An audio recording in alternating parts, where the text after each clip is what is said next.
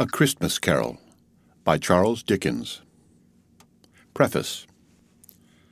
I have endeavoured in this ghostly little book to raise the ghost of an idea which shall not put my readers out of humour with themselves, with each other, with the season, or with me. May it haunt their houses pleasantly, and no one wish to lay it. Their faithful friend and servant, Charles Dickens, December, 1843. End of the preface. Read by ℌ𝔞𝔫𝔫𝔞 for Lit to Go on the web at fcit.usf.edu. A Christmas Carol by Charles Dickens. Stave 1.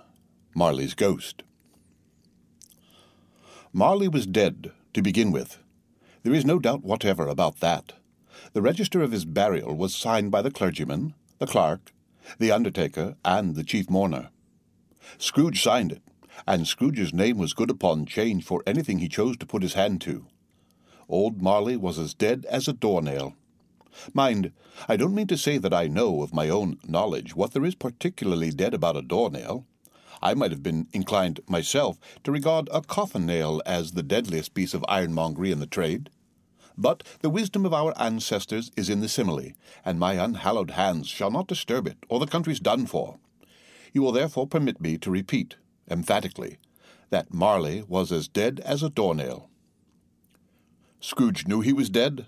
Of course he did. How could it be otherwise? Scrooge and he were partners for, I don't know how many years. Scrooge was his sole executor, his sole administrator, his sole assign, his sole residuary legatee, his sole friend, and sole mourner. And even Scrooge was not so dreadfully cut up by the sad event, but that he was an excellent man of business on the very day of the funeral, and solemnized it with an undoubted bargain. The mention of Marley's funeral brings me back to the point I started from. There is no doubt that Marley was dead. This must be distinctly understood, or nothing wonderful can come of the story I am going to relate. If we were not perfectly convinced that Hamlet's father died before the play began, there would be nothing more remarkable in his taking a stroll at night, in an easterly wind upon his own ramparts, than there would be in any other middle-aged gentleman rashly turning out after dark in a breezy spot, say St. Paul's churchyard, for instance, literally to astonish his son's weak mind. Scrooge never painted out old Marley's name. There it stood, years afterwards, above the warehouse door. Scrooge and Marley. The firm was known as Scrooge and Marley. Sometimes people new to the business called Scrooge, and sometimes Marley, but he answered to both names. It was all the same to him. Oh, but he was a tight-fisted hand at the grindstone, Scrooge. A squeezing, wrenching, grasping, scraping, clutching, covetous old sinner, hard and sharp as flint, from which no steel had ever struck out generous fire, secret and self-contained and solitary as an oyster. The cold within him froze his old features, nipped his pointed nose, shriveled his cheek, stiffened his gait, made his eyes red, his thin lips blue, and spoke out shrewdly in his grating voice. A frosty rime was on his head, and on his eyebrows and his wiry chin. He carried his own low temperature always about with him. He iced his office in the dog days, and didn't thaw it 1 degree at Christmas. External heat and cold had little influence on Scrooge. No warmth could warm, no wintry weather chill him. No wind that blew was bitterer than he, no falling snow was more intent upon its purpose, no pelting rain less open to entreaty. Foul weather didn't know where to have him. The heaviest rain and snow and hail and sleet could boast of the advantage over him in only one respect. They often came down handsomely, and Scrooge never did. Nobody ever stopped him in the street to say with gladsome looks, "My dear Scrooge, how are you? When will you come to see me?" No beggars implored him to bestow a trifle. No children asked him what it was o'clock. No man or woman ever once in all his life inquired the way to such and such a place of Scrooge. Even the blind men's dogs appeared to know him, and when they saw him coming on would tug their owners into doorways and up courts, and then would wag their tails as though they said, "No eye at all is better than an evil eye, Doc, master." But what did Scrooge care? It was the very thing he liked, to edge his way along the crowded paths of life, warning all human sympathy to keep its distance, was what the knowing ones call nuts to Scrooge. Once upon a time, of all the good days in the year, on Christmas Eve, old Scrooge sat busy in his counting-house. It was cold, bleak, biting weather, foggy withal, and he could hear the people in the court outside go wheezing up and down, beating their hands upon their breasts and stamping their feet upon the pavement stones to warm them. The city clocks had only just gone 3, but it was quite dark already. It had not been light all day, and candles were flaring in the windows of the neighbouring offices like ruddy smears upon the palpable brown air. The fog came pouring in at every chink and keyhole, and was so dense without that, although the court was of the narrowest, the houses opposite were mere phantoms. To see the dingy cloud come drooping down, obscuring everything, one might have thought that nature lived hard by and was brewing on a large scale. The door of Scrooge's counting-house was open that he might keep his eye upon his clerk, who was in a dismal little cell beyond, a sort of tank with copying letters. Scrooge had a very small fire, but the clerk's fire was so very much smaller that it looked like one coal. But he couldn't replenish it, for Scrooge kept the coal-box in his own room, and so surely as the clerk came in with the shovel, the master predicted that it would be necessary for them to part. Wherefore the clerk put on his white comforter and tried to warm himself at the candle, in which effort, not being a man of a strong imagination, he failed.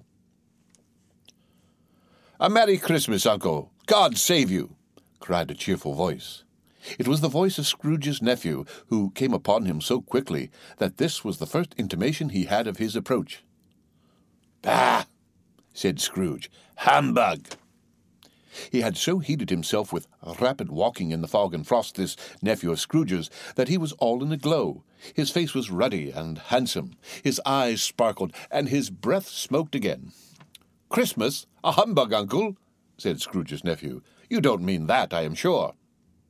"I do," said Scrooge. "Merry Christmas! What right have you to be merry?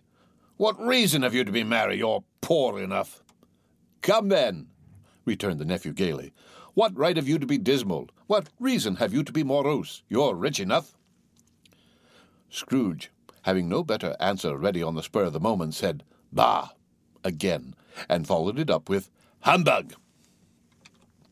"Don't be cross, Uncle," said the nephew.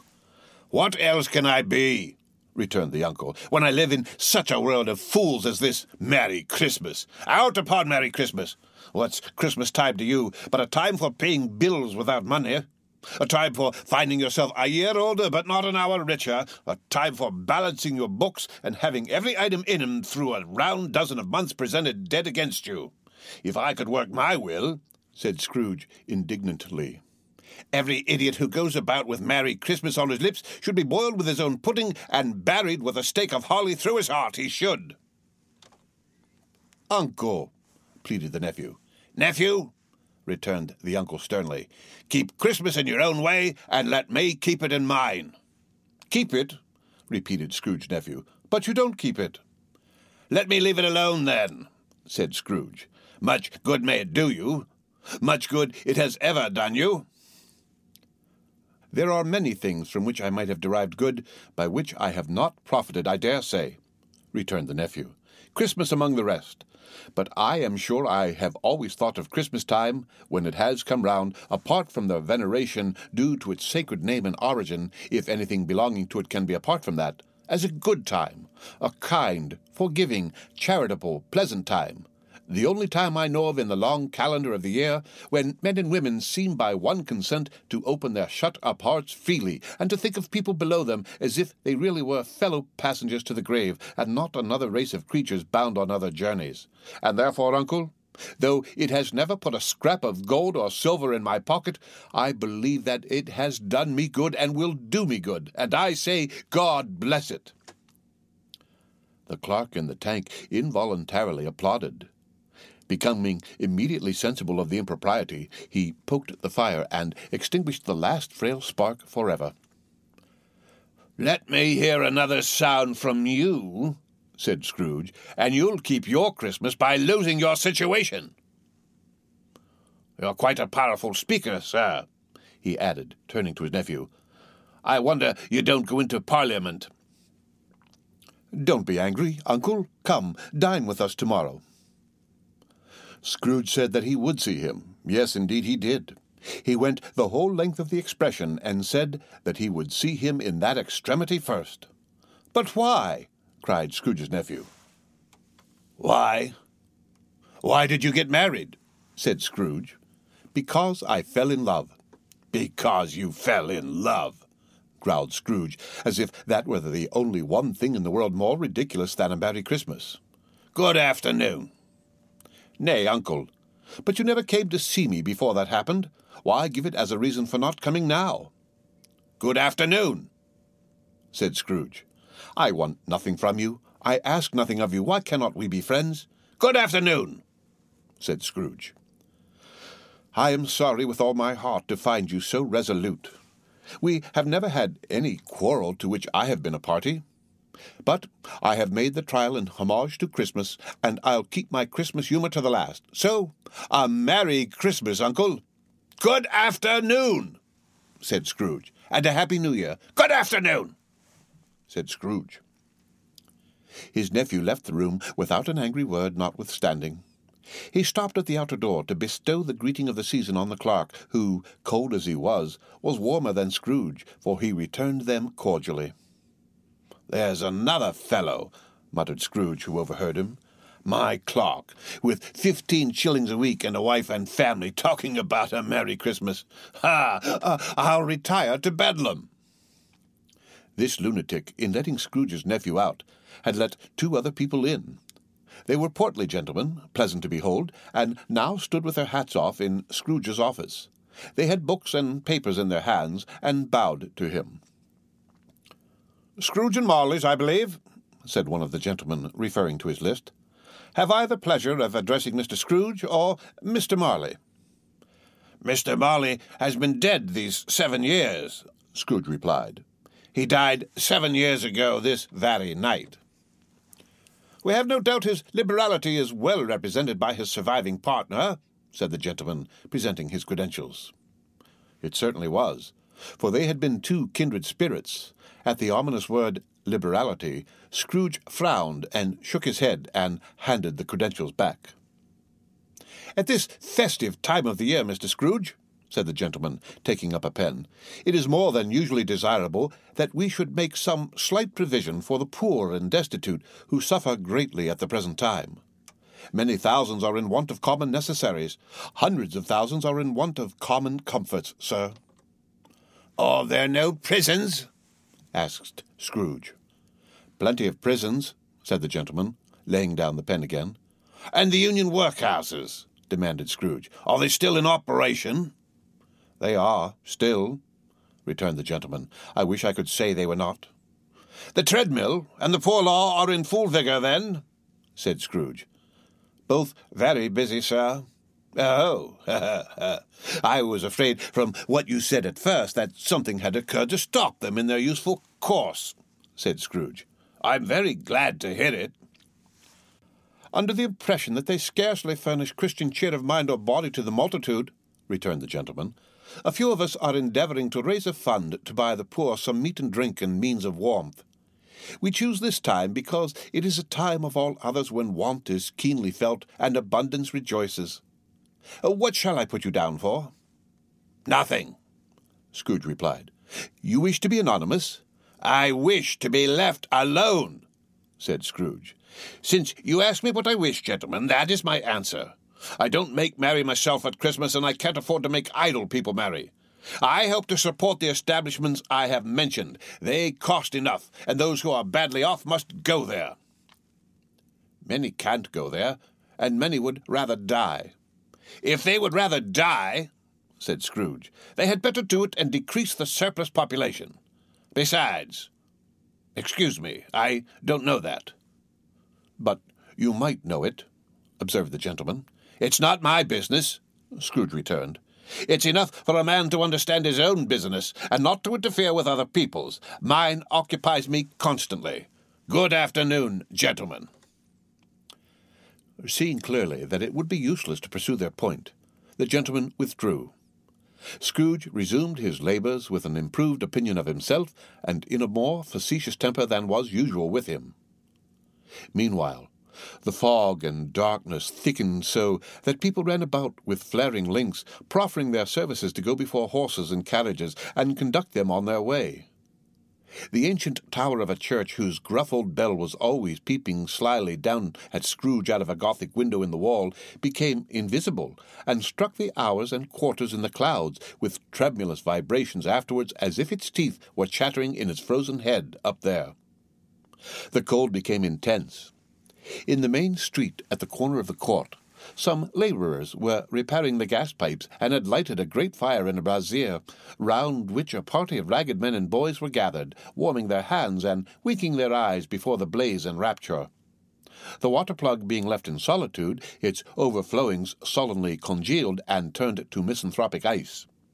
The brightness of the shops, where holly sprigs and berries crackled in the lamp heat of their windows, made pale faces ruddy as they passed. Porterers and grocers' trades became a splendid joke, a glorious pageant with which it was next to impossible to believe that such dull principles as bargain and sale had anything to do. The Lord Mayor in the stronghold of the Might Mansion House gave orders to his 50 cooks and butlers to keep Christmas as a Lord Mayor's household should, and even the little tailor, whom he had fined 5 shillings on the previous Monday for being drunk and bloodthirsty in the streets, stirred up tomorrow's pudding in his garret, while his lean wife and the baby sallied out to buy the beef. Foggier yet, and colder, piercing, searching, biting cold. If the good St. Dunstan had but nipped the evil spirit's nose with a touch of such weather as that, instead of using his familiar weapons, then indeed he would have roared to lusty purpose. The owner of one scant young nose, gnawed and mumbled by the hungry cold as bones are gnawed by dogs, stooped down at Scrooge's keyhole to regale him with a Christmas carol. But at the first sound of God Bless You, Merry Gentlemen, May Nothing You Dismay, Scrooge seized the ruler with such energy of action that the singer fled in terror, leaving the keyhole to the fog and even more congenial frost. At length, the hour of shutting up the counting-house arrived. With an ill will, Scrooge dismounted from his stool and tacitly admitted the fact to the expectant clerk in the tank, who instantly snuffed his candle out and put on his hat. "You'll want all day tomorrow, I suppose," said Scrooge. "If quite convenient, sir." "It's not convenient," said Scrooge, "and it's not fair. If I was to stop half a crown for it, you'd think yourself ill-used, I'll be bound." The clerk smiled faintly. "And yet," said Scrooge, "you don't think me ill-used when I pay a day's wages for no work." The clerk observed that it was only once a year. "A poor excuse for picking a man's pocket every 25th of December," said Scrooge, buttoning his greatcoat to the chin. "But I suppose you must have the whole day. Be here all the earlier next morning." The clerk promised that he would, and Scrooge walked out with a growl. The office was closed in a twinkling, and the clerk, with the long ends of his white comforter dangling below his waist, for he boasted no greatcoat, went down a slide on Cornhill at the end of a lane of boys 20 times in honour of its being Christmas Eve, and then ran home to Camden Town as hard as he could pelt to play at blindman's buff. Scrooge took his melancholy dinner in his usual melancholy tavern, and having read all the newspapers and beguiled the rest of the evening with his banker's book, went home to bed. He lived in chambers which had once belonged to his deceased partner. They were a gloomy suite of rooms in a lowering pile of building up a yard where it had so little business to be that one could scarcely help fancying it must have run there when it was a young house, playing at hide-and-seek with other houses, and have forgotten the way out again. It was old enough now, and dreary enough, for nobody lived in it but Scrooge, the other rooms being all let out as offices. The yard was so dark that even Scrooge, who knew its every stone, was fain to grope with his hands. The fog and frost so hung about the black old gateway of the house that it seemed as if the genius of the weather sat in mournful meditation on the threshold. Now, it is a fact that there was nothing at all particular about the knocker on the door, except that it was very large. It is also a fact that Scrooge had seen it night and morning during his whole residence in that place. Also, that Scrooge had as little of what is called fancy about him as any man in the city of London, even including, which is a bold word, the corporation, alderman, and livery. Let it also be borne in mind that Scrooge had not bestowed one thought on Marley since his last mention of his 7 years dead partner that afternoon. And then, let any man explain to me, if he can, how it happened that Scrooge, having his key in the lock of the door, saw in the knocker, without its undergoing any intermediate process of change, not a knocker, but Marley's face. Marley's face! It was not in impenetrable shadow as the other objects in the yard were, but had a dismal light about it, like a bad lobster in a dark cellar.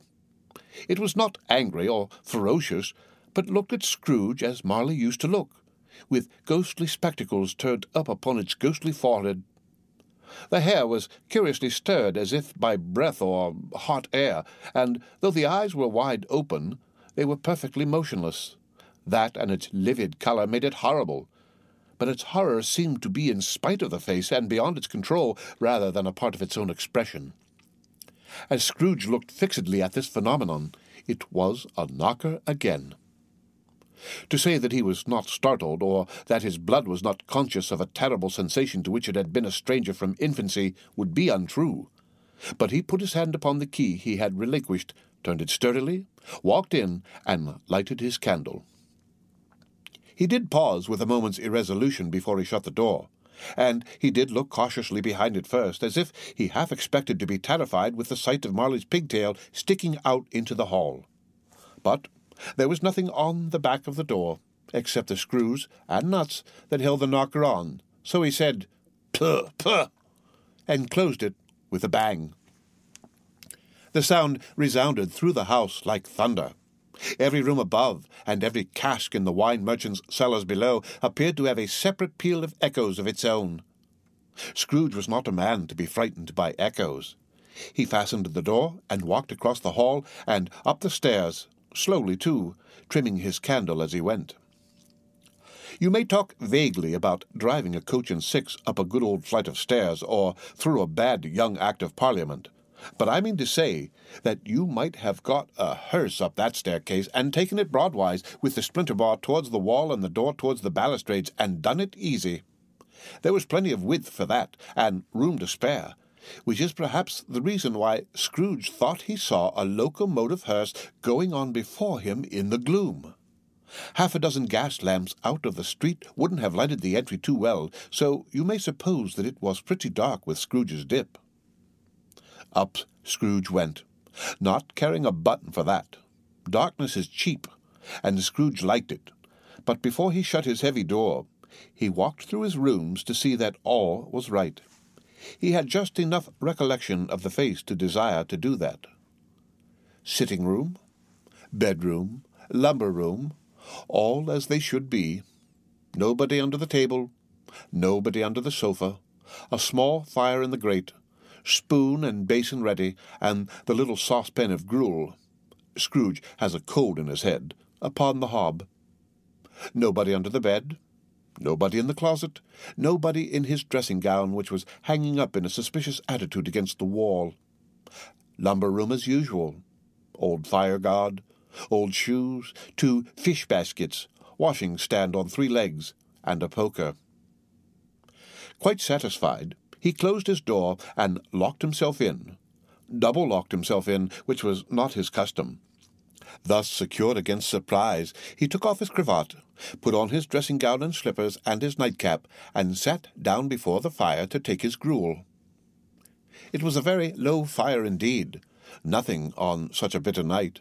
He was obliged to sit close to it and brood over it before he could extract the least sensation of warmth from such a handful of fuel. The fireplace was an old one, built by some Dutch merchant long ago, and paved all round with quaint Dutch tiles designed to illustrate the Scriptures. There were Cains and Abels, Pharaoh's daughters, queens of Sheba, angelic messengers descending through the air on clouds like feather-beds, Abrahams, Belshazzars, apostles putting off to sea in butter-boats, hundreds of figures to attract his thoughts. And yet that face of Marley, 7 years dead, came like the ancient prophet's rod and swallowed up the whole. If each smooth tile had been a blank at first, with power to shape some picture on its surface from the disjointed fragments of his thoughts, there would have been a copy of old Marley's head on every one. "Humbug," said Scrooge, and walked across the room. After several turns, he sat down again. As he threw his head back in the chair, his glance happened to rest upon a bell, a disused bell that hung in the room and communicated for some purpose now forgotten with a chamber in the highest story of the building. It was with great astonishment and with a strange, inexplicable dread that, as he looked, he saw this bell begin to swing. It swung so softly in the outset that it scarcely made a sound, but soon it rang out loudly, and so did every bell in the house. This might have lasted half a minute or a minute, but it seemed an hour. The bells ceased as they had begun together. They were succeeded by a clanking noise, deep down below, as if some person were dragging a heavy chain over the casks in the wine merchant's cellar. Scrooge then remembered to have heard that ghosts in haunted houses were described as dragging chains. The cellar door flew open with a booming sound, and then he heard the noise much louder on the floors below, then coming up the stairs, then coming straight towards his door. "It's humbug still," said Scrooge. "I won't believe it." His colour changed, though, when, without a pause, it came on through the heavy door and passed into the room before his eyes. Upon its coming in, the dying flame leaped up as though it cried, "I know him, Marley's ghost," and fell again. The same face, the very same, Marley in his pigtail, usual waistcoat, tights, and boots, the tassels on the ladder bristling like his pigtail and his coat skirts and the hair upon his head. The chain he drew was clasped about his middle. It was long and wound about him like a tail, and it was made, for Scrooge observed it closely, of cash-boxes, keys, padlocks, ledgers, deeds, and heavy purses wrought in steel. His body was transparent, so that Scrooge, observing him and looking through his waistcoat, could see the 2 buttons on his coat behind. Scrooge had often heard it said that Marley had no bowels, but he had never believed it until now. No, nor did he believe it even now.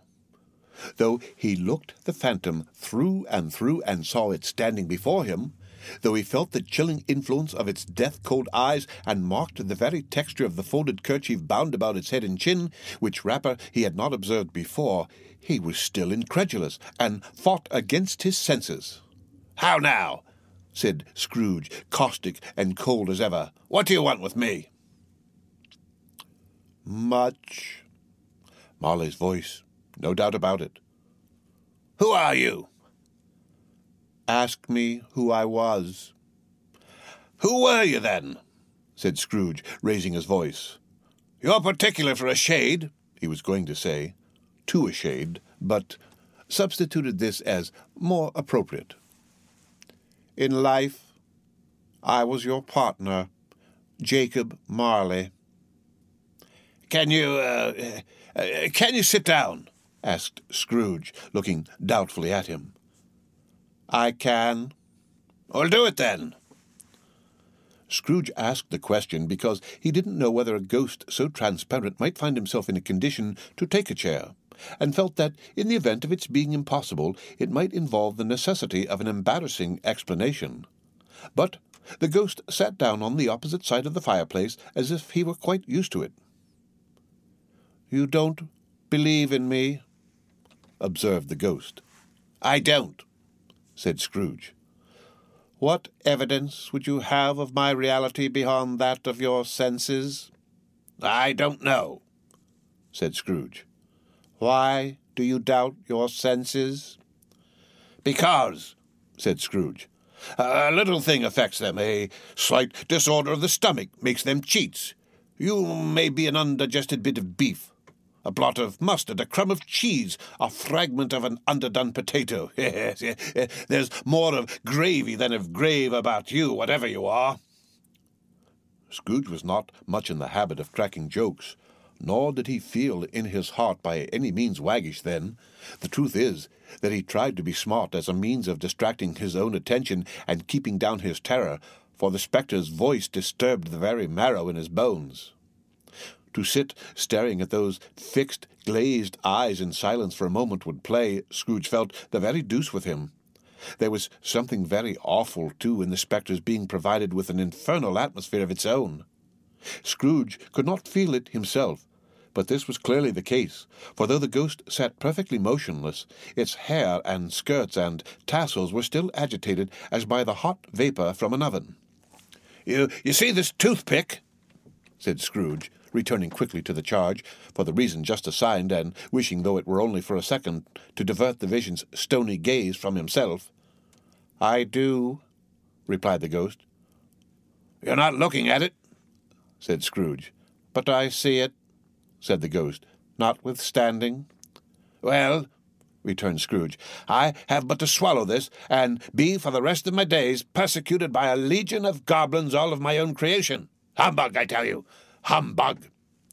At this, the spirit raised a frightful cry, and shook its chain with such a dismal and appalling noise that Scrooge held on tight to his chair to save himself from falling in a swoon. But how much greater was his horror when the phantom, taking off the bandage round its head as if it were too warm to wear indoors, its lower jaw dropped down upon its breast. Scrooge fell upon his knees and clasped his hands before his face. "Mercy!" he said. "Dreadful apparition, why do you trouble me?"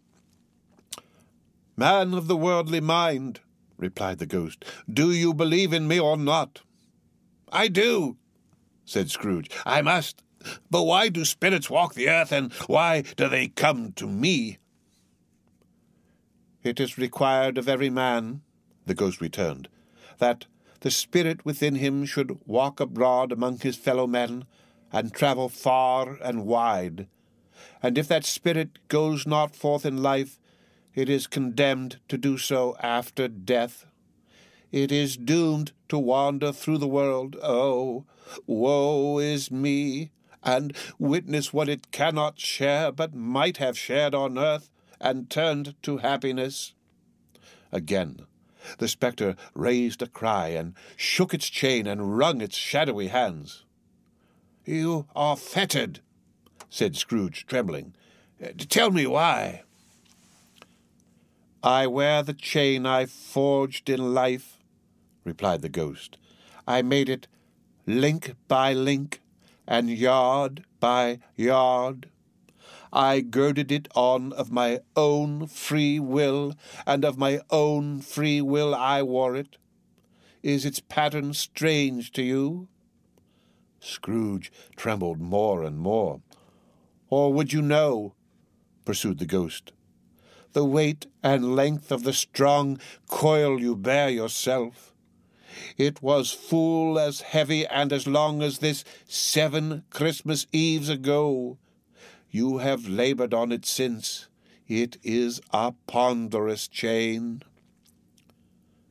Scrooge glanced about him on the floor in the expectation of finding himself surrounded by some 50 or 60 fathoms of iron cable, but he could see nothing. "Jacob," he said imploringly, "old Jacob Marley, tell me more, speak comfort to me, Jacob."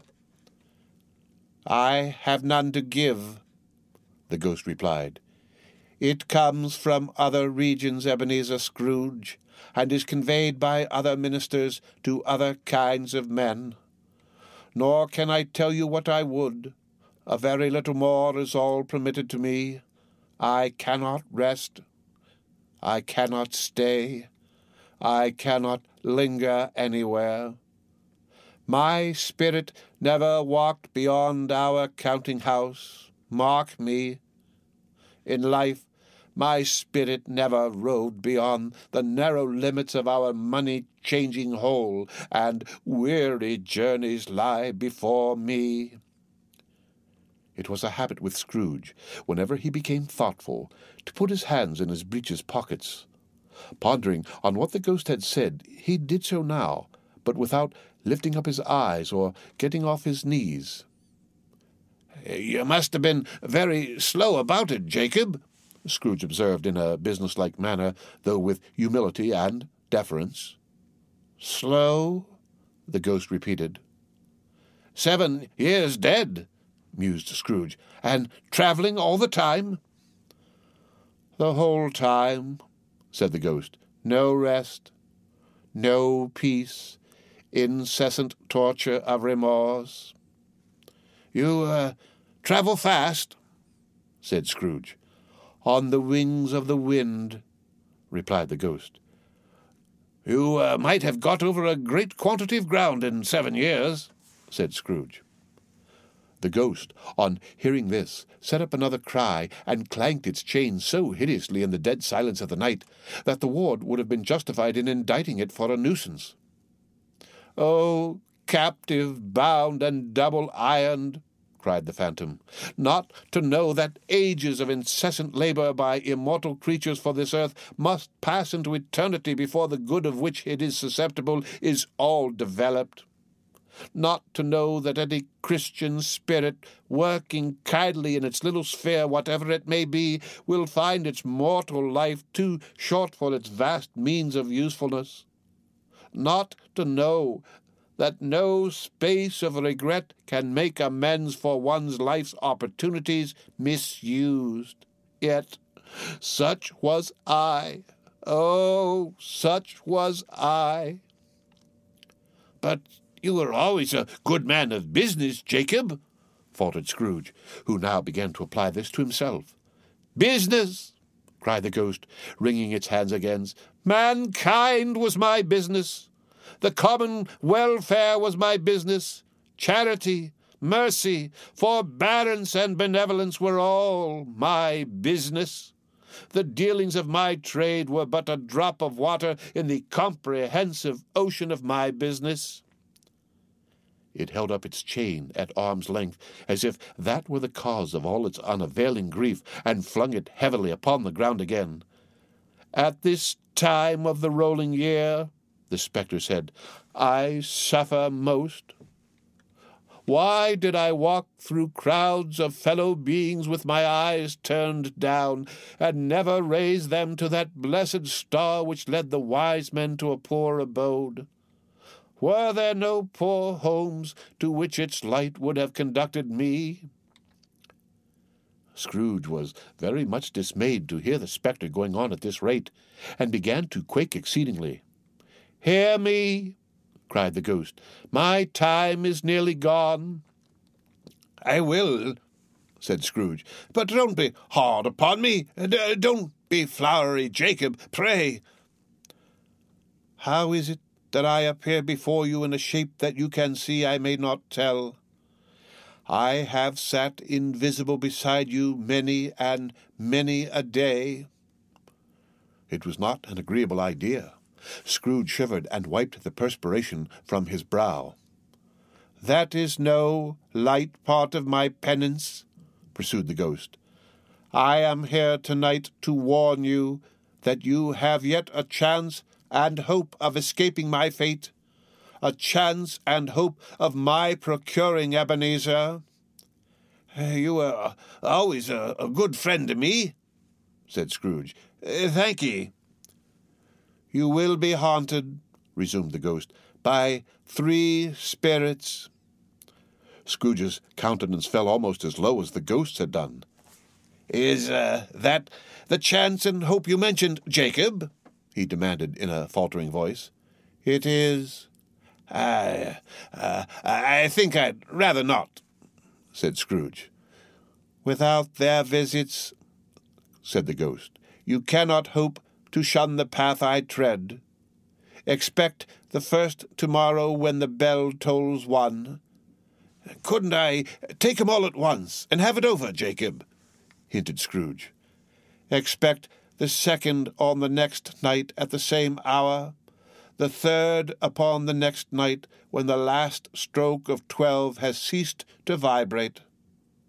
Look to see me no more, and look that for your own sake you remember what has passed between us." When it had said these words, the spectre took its wrapper from the table and bound it round its head as before. Scrooge knew this by the smart sound its teeth made when the jaws were brought together by the bandage. He ventured to raise his eyes again, and found his supernatural visitor confronting him in an erect attitude, with its chain wound over and about its arm. The apparition walked backward from him, and at every step it took, the window raised itself a little, so that when the spectre reached it, it was wide open. It beckoned Scrooge to approach, which he did. When they were within 2 paces of each other, Marley's ghost held up its hand, warning him to come no nearer. Scrooge stopped, not so much in obedience as in surprise and fear, for on the raising of the hand he became sensible of confused noises in the air, incoherent sounds of lamentation and regret, wailings inexpressibly sorrowful and self-accusatory. The spectre, after listening for a moment, joined in the mournful dirge and floated out upon the bleak, dark night. Scrooge followed to the window, desperate in his curiosity. He looked out. The air was filled with phantoms, wandering hither and thither in restless haste, and moaning as they went. Every one of them wore chains like Marley's ghost. Some few, they might be guilty governments, were linked together. None were free. Many had been personally known to Scrooge in their lives. He had been quite familiar with one old ghost in a white waistcoat, with a monstrous iron safe attached to its ankle, who cried piteously at being unable to assist a wretched woman with an infant whom it saw below upon a doorstep. The misery with them all was, clearly, that they sought to interfere for good in human matters, and had lost the power forever. Whether these creatures faded into mist, or mist enshrouded them, he could not tell, but they and their spirit voices faded together, and the night became as it had been when he walked home. Scrooge closed the window and examined the door by which the ghost had entered. It was double-locked, as he had locked it with his own hands, and the bolts were undisturbed. He tried to say, "a humbug," but stopped at the first syllable, and, being from the emotion he had undergone, or the fatigues of the day, or his glimpse of the invisible world, or the dull conversation of the ghost, or the lateness of the hour, much in need of repose, went straight to bed, without undressing, and fell asleep upon the instant. The end of Stave 1. Read by Rick Kistner. For Lit to Go on the web at fcit.usf.edu. A Christmas Carol by Charles Dickens. Stave 2. The First of 3 Spirits. When Scrooge awoke, it was so dark that, looking out of bed, he could scarcely distinguish the transparent window from the opaque walls of his chamber.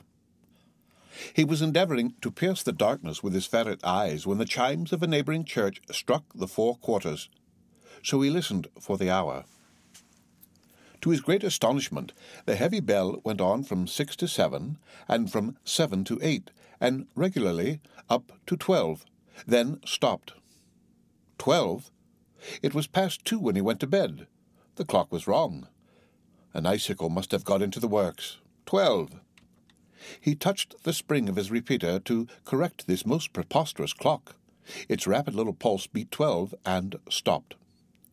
"Why, it isn't possible," said Scrooge, "that I can have slept through a whole day and far into another night. It isn't possible that anything has happened to the sun, and this is 12 at noon." The idea being an alarming one, he scrambled out of bed and groped his way to the window. He was obliged to rub the frost off with the sleeve of his dressing-gown before he could see anything, and could see very little then. All he could make out was that it was still very foggy and extremely cold, and that there was no noise of people running to and fro and making a great stir, as there unquestionably would have been if night had beaten off bright day and taken possession of the world. This was a great relief, because 3 days after sight of this first of exchange paid to Mr. Ebenezer Scrooge or his order, and so forth, would have become a mere United States security if there were no days to count by. Scrooge went to bed again, and thought and thought and thought it over and over, and could make nothing of it.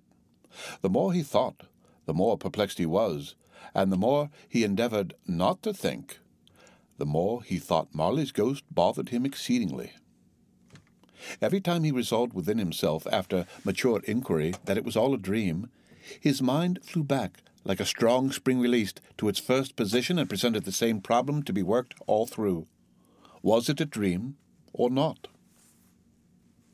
Scrooge lay in this state until the chime had gone 3/4 more, when he remembered, on a sudden, that the ghost had warned him of a visitation when the bell tolled 1. He resolved to lie awake until the hour was past, and, considering that he could no more go to sleep than go to heaven, this was perhaps the wisest resolution in his power. The quarter was so long that he was more than once convinced he must have sunk into a doze unconsciously and missed the clock. At length it broke upon his listening ear. Ding, dong. 1/4 past, said Scrooge, counting. Ding, dong. 1/2 past, said Scrooge. Ding, dong. 1/4 to it, said Scrooge. Ding, dong. The hour itself, said Scrooge triumphantly, and nothing else. He spoke before the hour bell sounded, which it now did with a deep, dull, hollow, melancholy 1. Light flashed up in the room upon the instant, and the curtains of his bed were drawn. The curtains of his bed were drawn aside, I tell you, by a hand, not the curtains at his feet, nor the curtains at his back, but those to which his face was addressed. The curtains of his bed were drawn aside, and Scrooge, starting up into a half-recumbent attitude, found himself face to face with the unearthly visitor who drew them, as close to it as I am now to you, and I am standing in the spirit at your elbow.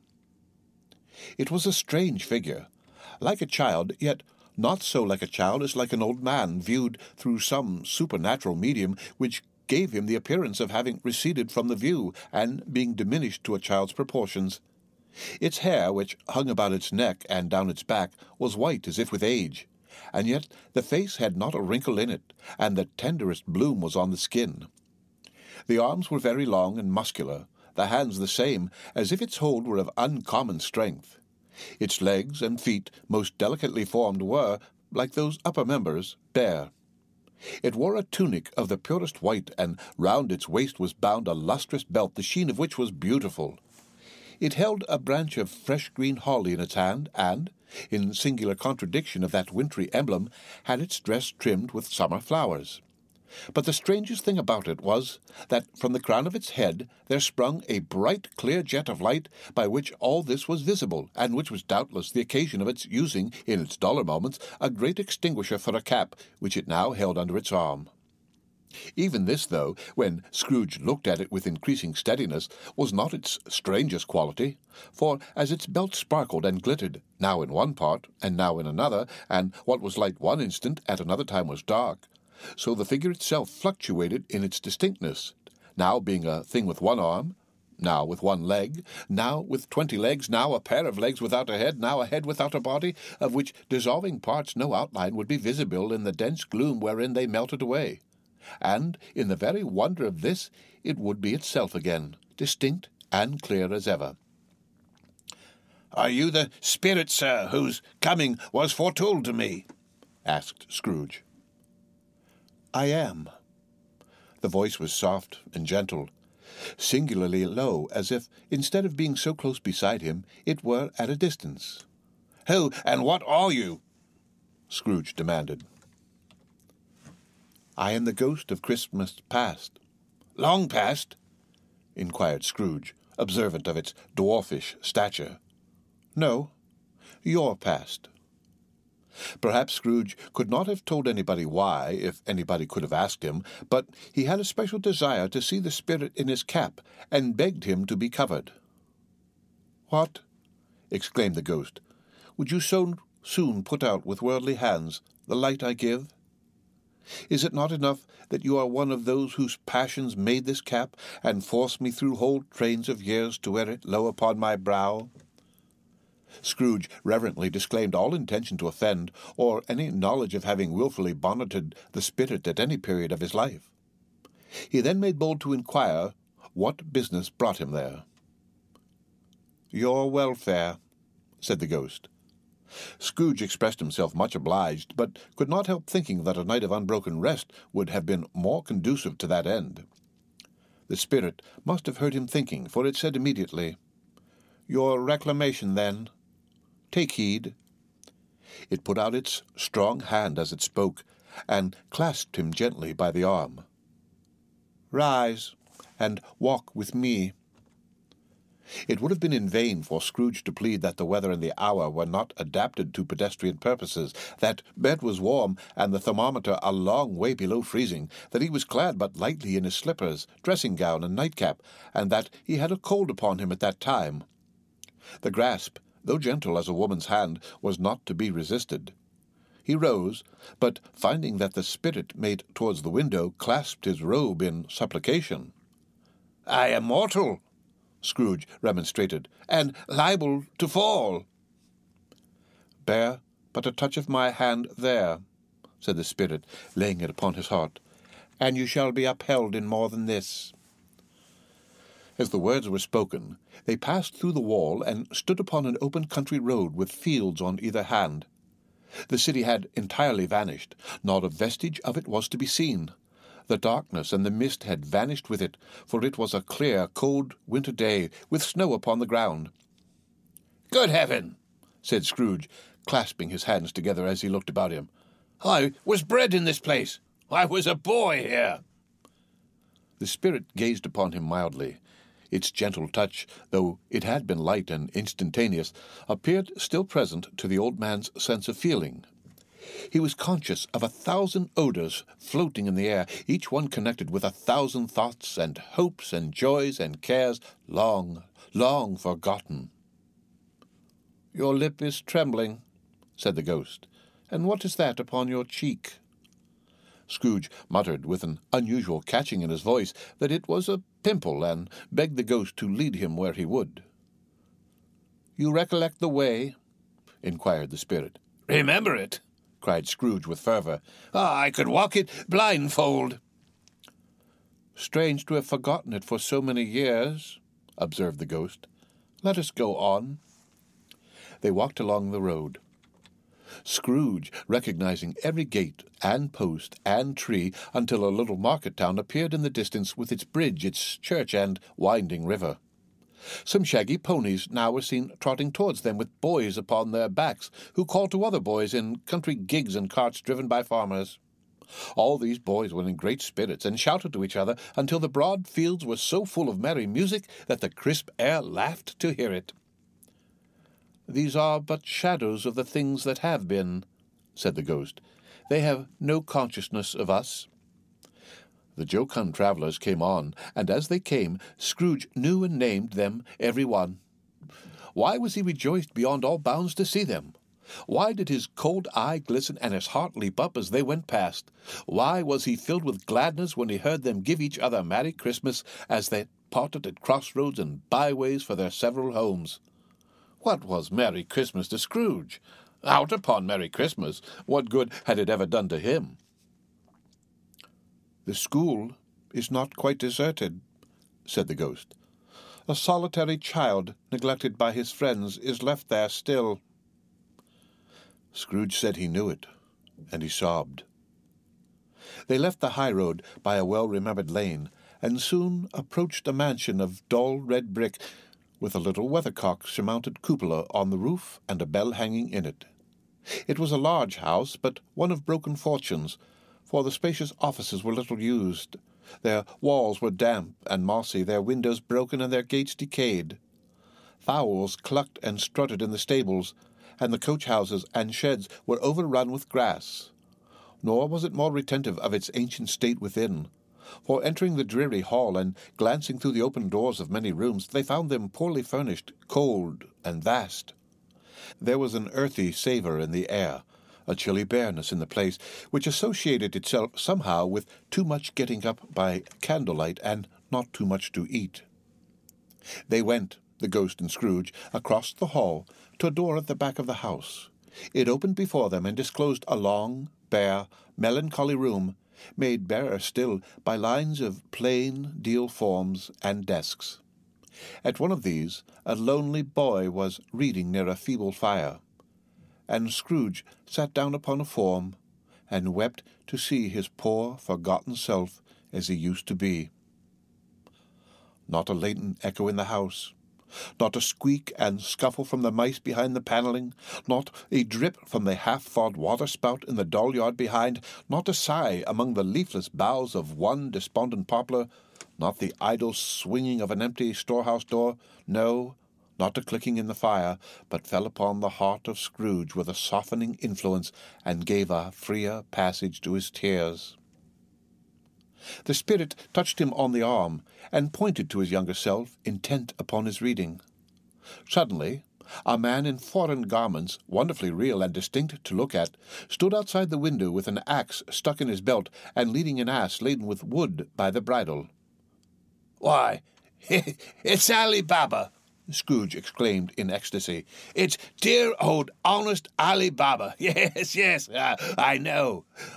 One Christmas time, when yonder solitary child was left here all alone, he did come, for the first time, just like that." "Poor boy. And Valentine," said Scrooge, "and his wild brother Orson, there they go, and what's his name, who was put down in his drawers, asleep at the gate of Damascus, don't you see him? And the Sultan's groom turned upside down by the genie, there he is upon his head, serve him right, oh, I'm glad of it, what business had he to be married to the princess?" To hear Scrooge expending all the earnestness of his nature on such subjects in a most extraordinary voice between laughing and crying, and to see his heightened and excited face, would have been a surprise to his business friends in the city indeed. "There's the parrot!" cried Scrooge. "Green body, yellow tail, with a thing like a lettuce growing out of the top of his head. There he is! Poor Robin Crusoe, he called him when he came home again after sailing round the island. Poor Robin Crusoe! Where have you been, Robin Crusoe?" The man thought he was dreaming, but he wasn't. It was the parrot, you know. There goes Friday, running for his life to the little creek. Halloa! Halloa! Then, with a rapidity of transition very foreign to his usual character, he said in pity for his former self, "Poor boy!" And he cried again. "I wish," Scrooge muttered, putting his hand in his pocket and looking about him after drying his hands with his cuff, "but it's too late now." "What is the matter?" asked the spirit. Nothing," said Scrooge. "Nothing. There was a boy singing a Christmas carol at my door last night. I should like to have given him something, that's all." The ghost smiled thoughtfully and waved its hand, saying as it did so, "Let us see another Christmas." Scrooge's former self grew larger at the words, and the room became a little darker and more dirty. The panels shrunk, the windows cracked, fragments of plaster fell out of the ceiling, and the naked laths were shown instead. But how all this was brought about, Scrooge knew no more than you do. He only knew that it was quite correct, that everything had happened so, that there he was, alone again, when all the other boys had gone home for the jolly holidays. He was not reading now, but walking up and down despairingly. Scrooge looked at the ghost, and, with a mournful shaking of his head, glanced anxiously towards the door. It opened, and a little girl, much younger than the boy, came darting in, and putting her arms about his neck, and often kissing him, addressed him as her dear, dear brother. "I have come to bring you home, dear brother," said the child, clapping her tiny hands and bending down to laugh. "To bring you home, home, home." "Home, little Fan?" returned the boy. "Yes," said the child, brimful of glee. "Home for good and all, home for ever and ever. Father is so much kinder than he used to be, that home's like heaven. He spoke so gently to me one dear night when I was going to bed, that I was not afraid to ask him once more if you might come home, and he said, yes, you should, and sent me in a coach to bring you, and you ought to be a man. said the child, opening her eyes, "and are never to come back here. But first we're to be together all the Christmas long and have the merriest time in all the world." "You are quite a woman, little Fan," exclaimed the boy. She clapped her hands and laughed and tried to touch his head, but, being too little, laughed again and stood on tiptoe to embrace him.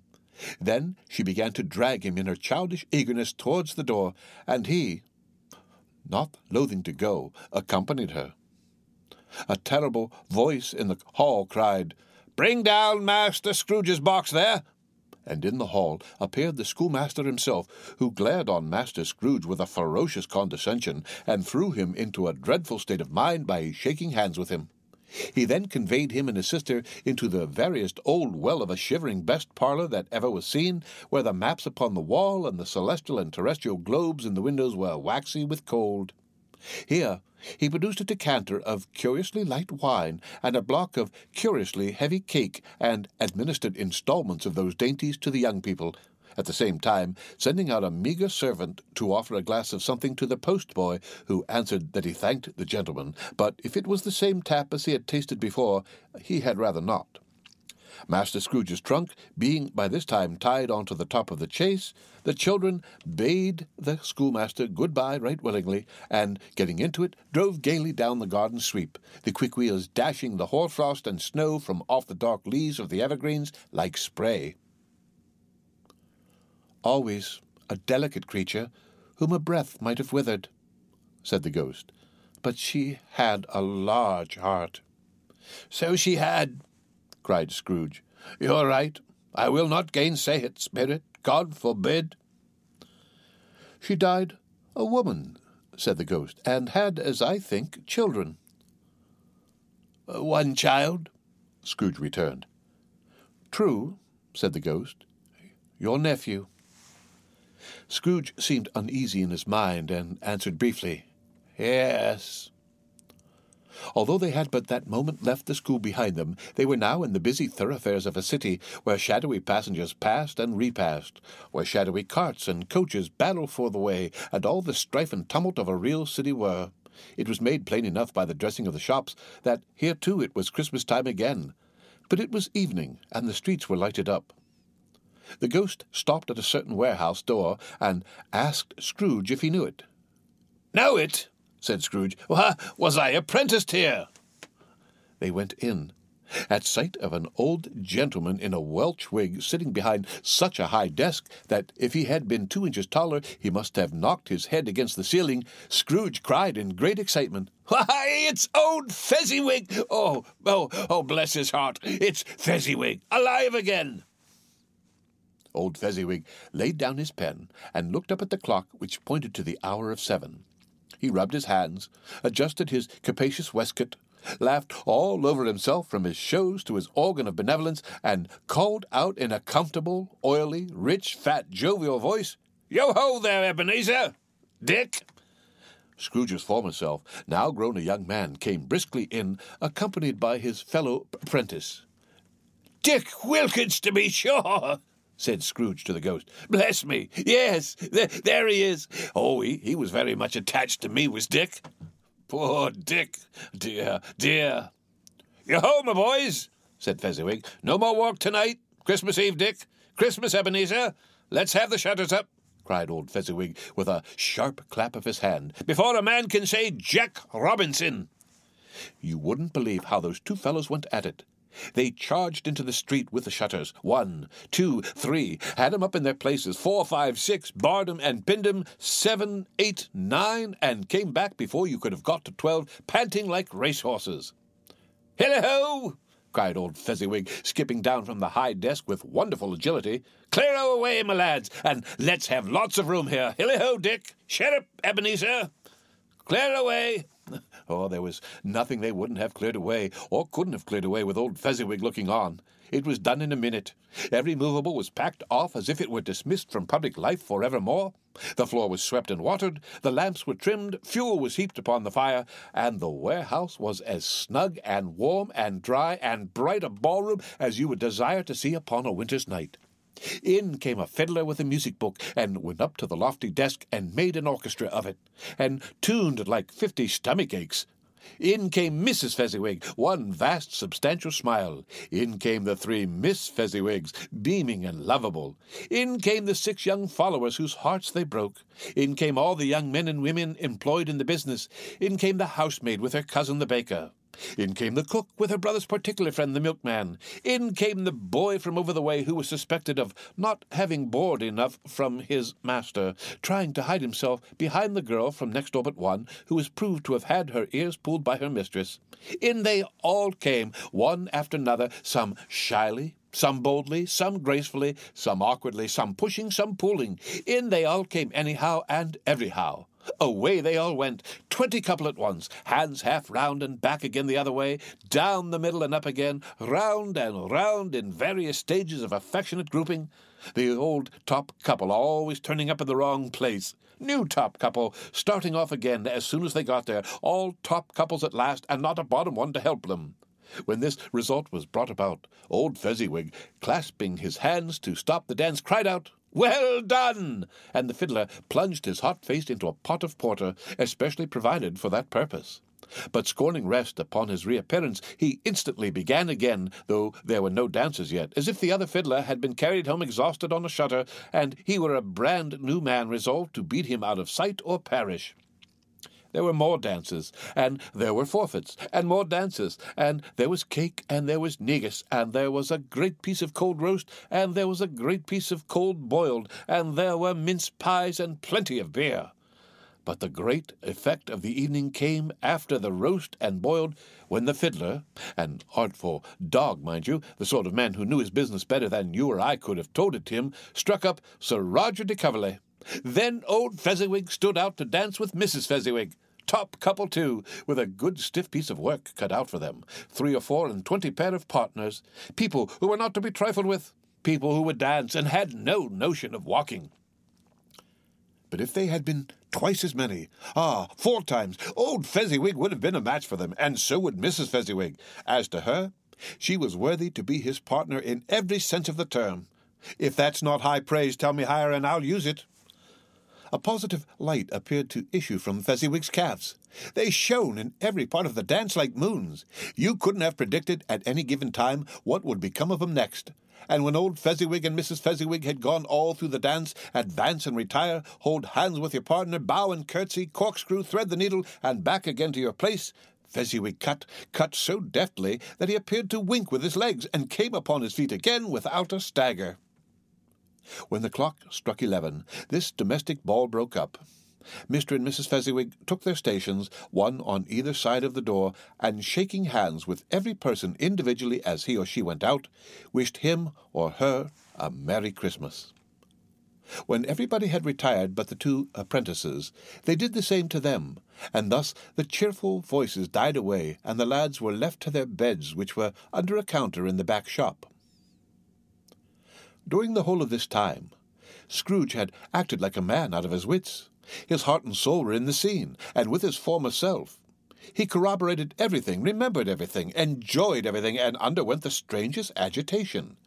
It was not until now, when the bright faces of his former self and Dick were turned from them, that he remembered the ghost, and became conscious that it was looking full upon him, while the light upon its head burnt very clear. "A small matter," said the ghost, "to make these silly folks so full of gratitude." "Small," echoed Scrooge. The spirit signed to him to listen to the 2 apprentices, who were pouring out their hearts in praise of Fezziwig, and when he had done so, said, "Why, is it not? He has spent but a few pounds of your mortal money, 3 or 4 perhaps. Is that so much that he deserves this praise?" "It isn't that," said Scrooge, heated by the remark, and speaking unconsciously like his former, not his latter self. "It isn't that, spirit. He has the power to render us happy or unhappy, to make our service light or burdensome, a pleasure or a toil. Say that his power lies in words and looks, in things so slight and insignificant that it is impossible to add and count them up. What then? The happiness he gives is quite as great as if it cost a fortune." He felt the spirit's glance and stopped. "What is the matter?" asked the ghost. Nothing. particular," said Scrooge. "Something, I think," the ghost insisted. "No," said Scrooge. "No, I should like to be able to say a word or two to my clock just now, that's all." His former self turned down the lamps as he gave utterance to the wish, and Scrooge and the ghost again stood side by side in the open air. "My time grows short," observed the spirit. "Quick." This was not addressed to Scrooge, or to anyone whom he could see, but it produced an immediate effect, for again Scrooge saw himself. He was older now, a man in the prime of life. His face had not the harsh and rigid lines of later years, but it had begun to wear the signs of care and avarice. There was an eager, greedy, restless motion in the eye which showed the passion that had taken root, and where the shadow of the growing tree would fall. He was not alone, but sat by the side of a fair young girl in a morning dress, in whose eyes there were tears which sparkled in the light that shone out of the ghost of Christmas past. "It matters little," she said softly. "To you very little. Another idol has displaced me, and if it can cheer and comfort you in time to come, as I would have tried to do, I have no just cause to grieve." "What idol has displaced you?" he rejoined. "A golden one." "This is the even-handed dealing of the world," he said. "There is nothing on which it is so hard as poverty, and there is nothing it professes to condemn with such severity as the pursuit of wealth." "You fear the world too much," she answered gently. "All your hopes have merged into the hope of being beyond the chance of its sordid reproach. I have seen your nobler aspirations fall off one by one until the master passion, gain, engrosses you, have I not?" "What then?" he retorted. "Even if I have grown so much wiser, what then? I am not changed towards you." She shook her head. "Am I?" "Our contract is an old one. It was made when we were both poor and content to be so, until in good season we could improve our worldly fortune by our patient industry. You are changed. When it was made, you were another man." "I was a boy," he said impatiently. "Your own feeling tells you that you are not what you are," she returned. "I am. That which promised happiness when we were one in heart is fraught with misery now that we are two. How often and how keenly I have thought of this I will not say. It is enough that I have thought of it, and can release you." "Have I ever sought release?" "In words, no, never." "In what, then?" "In a changed nature, in an altered spirit, in another atmosphere of life, another hope as its great end, in everything that made my love of any worth or value in your sight. If this had never been between us," said the girl, looking mildly but with steadiness upon him, "tell me, would you seek me out and try to win me now?" "Ah, no." He seemed to yield to the justice of this supposition in spite of himself, but he said with a struggle, "You think not?" "I would gladly think otherwise if I could," she answered. "Heaven knows, when I have learned a truth like this, I know how strong and irresistible it must be. But if you were free today, tomorrow, yesterday, can even I believe that you would choose a dowerless girl, you who in your very confidence with her weigh everything by gain, or choosing her if for a moment you are false enough to your one guiding principle to do so, do I not know that your repentance and regret would surely follow? I do, and I release you with a full heart for the love of him you once were." He was about to speak, but with her hand turned from him, she resumed. "You may, the memory of what is past half makes me hope you will, have pain in this, a very, very brief time, and you will dismiss the recollection of it, gladly, as an unprofitable dream from which it happened well that you awoke. May you be happy in the life you have chosen." She left him, and they parted. "Spirit," said Scrooge, "show me no more. Conduct me home. Why do you delight to torture me?" "One shadow more," exclaimed the ghost. "No more," cried Scrooge. "No more! I don't wish to see it! Show me no more!" But the relentless ghost pinioned him in both his arms and forced him to observe what happened next. They were in another scene and place, a room not very large or handsome, but full of comfort. Near to the winter fire sat a beautiful young girl, so like that last that Scrooge believed it was the same, until he saw her, now a comely matron, sitting opposite her daughter. The noise in this room was perfectly tumultuous, for there were more children there than Scrooge in his agitated state of mind could count, and unlike the celebrated herd in the poem, they were not 40 children conducting themselves like one, but every child was conducting itself like 40. The consequences were uproarious beyond belief, but no one seemed to care. On the contrary, the mother and daughter laughed heartily and enjoyed it very much, and the latter, soon beginning to mingle in the sports, got pillaged by the young brigands most ruthlessly. What would I not have given to one of them? Though I never could have been so rude, no, I wouldn't for the wealth of all the world have crushed that braided hair and torn it down, and for the precious little shoe I wouldn't have plucked it off, God bless my soul, to save my life. And as to measuring her waist in sport as they did, bold young brood, I couldn't have done it. I should have expected my arm to have grown round it for a punishment and never come straight again.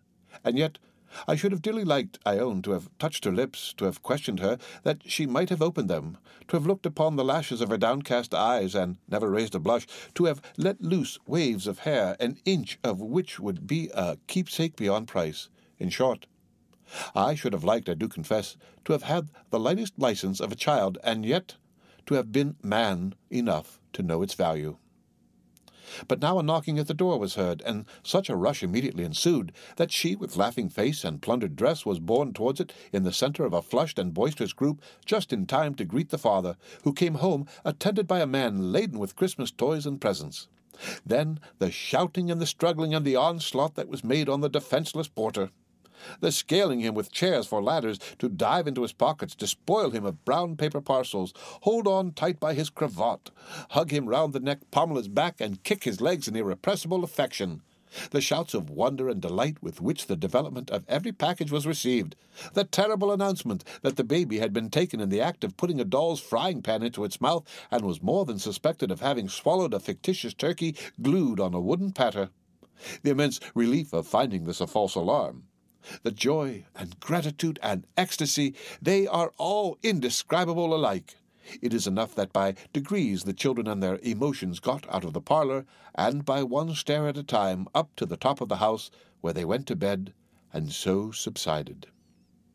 And now Scrooge looked on more attentively than ever, when the master of the house, having his daughter leaning fondly on him, sat down with her and her mother at his own fireside. And when he thought that such another creature, quite as graceful and as full of promise, might have called him father, and been a springtime in the haggard winter of his life, his sight grew very dim indeed. "Belle," said the husband, turning to his wife with a smile, "I saw an old friend of yours this afternoon." "Who was it?" "Guess." "How can I? Tut, don't I know?" she added in the same breath, laughing as he laughed. "Mr. Scrooge." Mr. Scrooge it was. I passed his office window, and as it was not shut up, and he had a candle inside, I could scarcely help seeing him. His partner lies upon the point of death, I hear, and there he sat, alone. Quite alone in the world, I do believe. "Spare it," said Scrooge in a broken voice. "Remove me from this place." "I told you these were shadows of the things that have been," said the ghost. "That they are what they are, do not blame me." "Remove me," Scrooge exclaimed. "I cannot bear it." He turned upon the ghost, and seeing that it looked upon him with a face in which, in some strange way, there were fragments of all the faces it had shown him, wrestled with it. "Leave me! Take me back! Haunt me no longer!"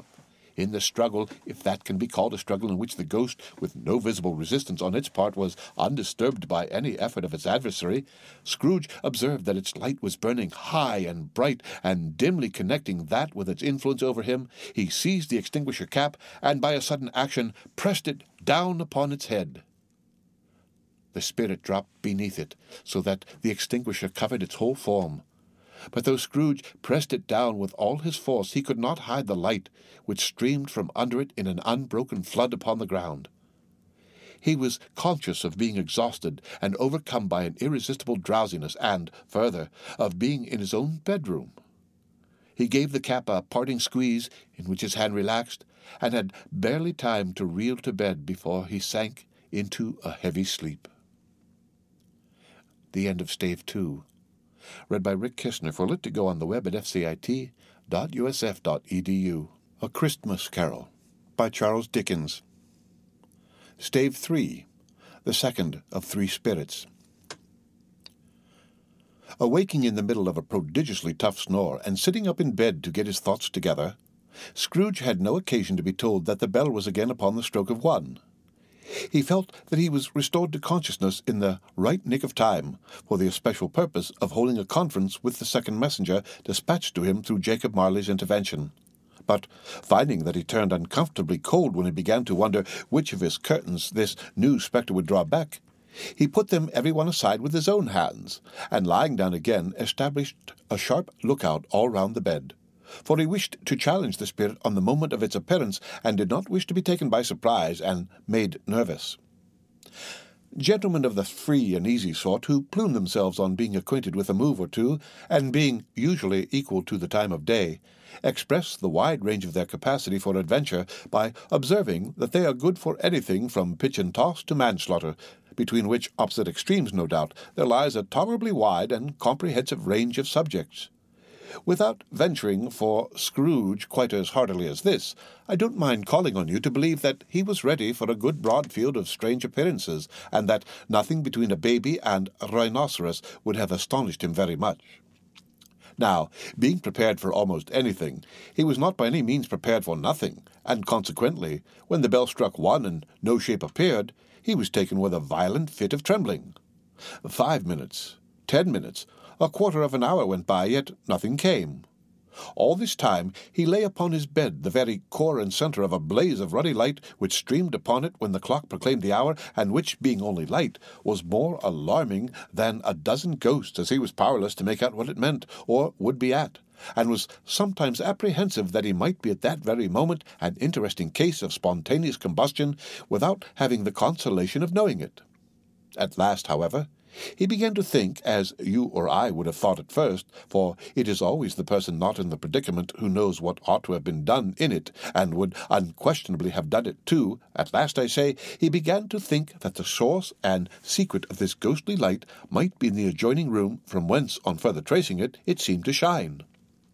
This idea, taking full possession of his mind, he got up softly, and shuffled in his slippers to the door.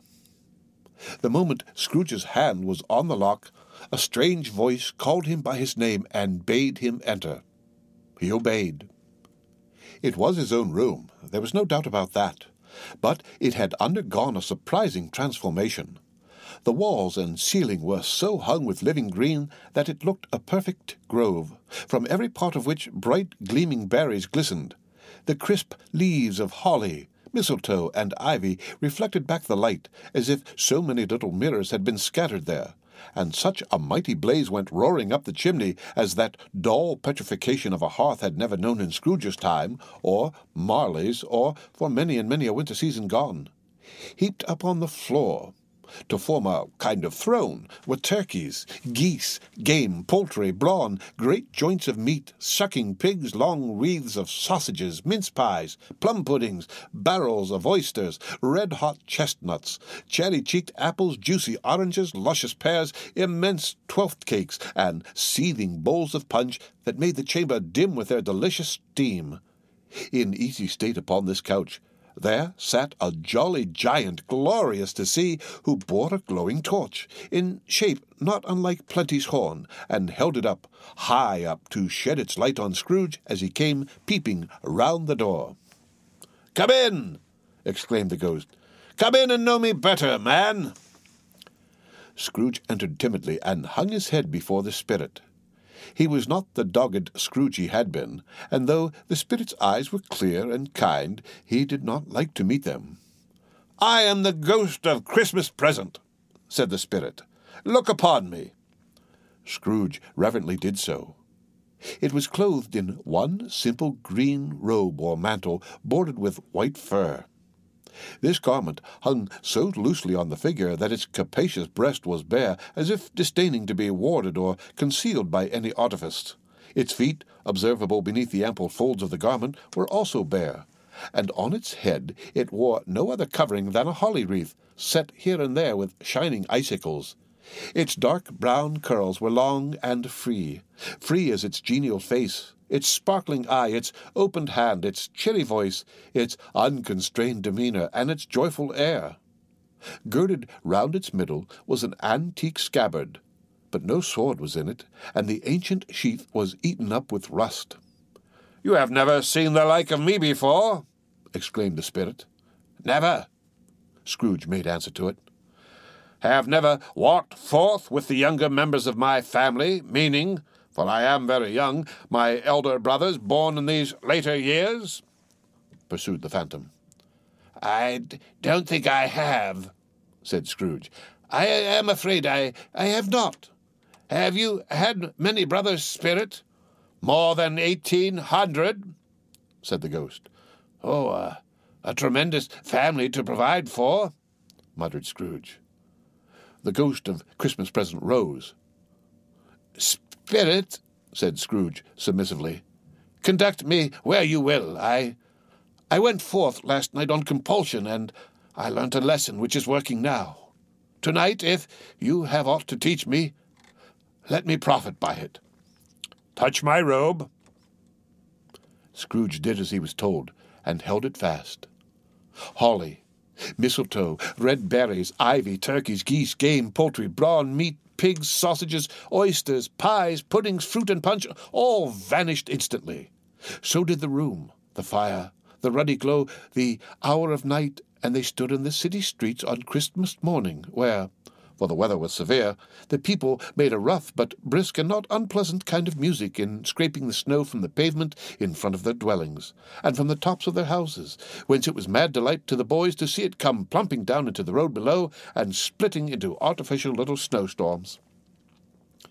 The house fronts looked black enough, and the windows blacker, contrasting with the smooth white sheet of snow upon the roofs, and with the dirtier snow upon the ground, which last deposit had been ploughed up in deep furrows by the heavy wheels of carts and wagons, furrows that crossed and recrossed each other hundreds of times, where the great streets branched off and made intricate channels, hard to trace in the thick yellow mud and icy water. The sky was gloomy, and the shortest streets were choked up with a dingy mist, half thawed, half frozen, whose heavier particles descended in shower of sooty atoms, as if all the chimneys in Great Britain had, by one consent, caught fire and were blazing away to their dear hearts' content. There was nothing very cheerful in the climate or the town, and yet was there an air of cheerfulness abroad that the clearest summer air and brightest summer sun might have endeavoured to diffuse in vain. For the people who were shovelling away on the housetops were jovial and full of glee, calling out to one another from the parapets, and now and then exchanging a facetious snowball, better-natured missile far than many a wordy jest, laughing heartily if it went right, and not less heartily if it went wrong. The poulterers' shops were still half open, and the fruiterers were radiant in their glory. There were great, round, pot-bellied baskets of chestnuts, shaped like the waistcoats of jolly old gentlemen, lolling at the doors, and tumbling out into the street in their apoplectic opulence. There were ruddy, brown-faced, broad-girthed Spanish onions, shining in the fatness of their growth like Spanish friars, and winking from the shelves in wanton slyness at the girls as they went by, and glancing demurely at the hung-up mistletoe. There were pears and apples, clustered high in blooming pyramids. There were bunches of grapes made in the shopkeeper's benevolence to dangle from conspicuous hooks that people's mouths might water gratis as they passed. There were piles of filberts, mossy and brown, recalling in their fragrance ancient walks among the woods and pleasant shufflings ankle-deep through withered leaves. There were Norfolk biffins, squab and swarthy, setting off the yellow of the oranges and lemons, and, in the great compactness of their juicy persons, urgently entreating and beseeching to be carried home in paper bags and eaten after dinner. The very gold and silver fish set forth among these choice fruits in a bowl, though members of a dull and stagnant-blooded race, appeared to know that there was something going on, and, to a fish, went gasping round and round their little world in slow and passionless excitement. The grocers, oh, the grocers, nearly closed, with perhaps 2 shutters down or 1, but through those gaps such glimpses! It was not alone that the scales descending on the counter made a merry sound, or that the twine and roller parted company so briskly, or that the canisters were rattled up and down like juggling tricks, or even that the blended scents of tea and coffee were so grateful to the nose, or even that the raisins were so plentiful and rare, the almonds so extremely white, the sticks of cinnamon so long and straight, the other spices so delicious, the candied fruits so caked and spotted with molten sugar as to make the coldest lookers-on feel faint and subsequently bilious. Nor was it that the figs were moist and pulpy, or that the French plums blushed in modest tartness from their highly decorated boxes, or that everything was good to eat and in its Christmas dress. But the customers were all so hurried and so eager in the hopeful promise of the day that they tumbled up against each other at the door, crashing their wicker baskets wildly, and left their purchases upon the counter, and came running back to fetch them, and committed hundreds of the like mistakes in the best humour possible, while the grocer and his people were so frank and fresh that the polished hearts with which they fastened their aprons behind might have been their own, worn outside for general inspection, and for Christmas daws to peck at if they chose. But soon the steeples called good people all to church and chapel, and away they came, flocking through the streets in their best clothes and with their gayest faces, and at the same time there emerged from scores of by-streets, lanes, and nameless turnings innumerable people carrying their dinners to the bakers' shops. The sight of these poor revellers appeared to interest the spirit very much, for he stood with Scrooge beside him in a baker's doorway, and, taking off the covers as their bearers passed, sprinkled incense on their dinners from his torch. And it was a very uncommon kind of torch, for once or twice, when there were angry words between some dinner-carriers who had jostled each other, he shed a few drops of water on them from it, and their good humour was restored directly, for they said it was a shame to quarrel upon Christmas Day. And so it was. God love it, so it was. In time the bells ceased, and the bakers were shut up, and yet there was a genial shadowing forth of all these dinners, and the progress of their cooking in the thawed blotch of wet above each baker's oven, where the pavement smoked as if its stones were cooking too.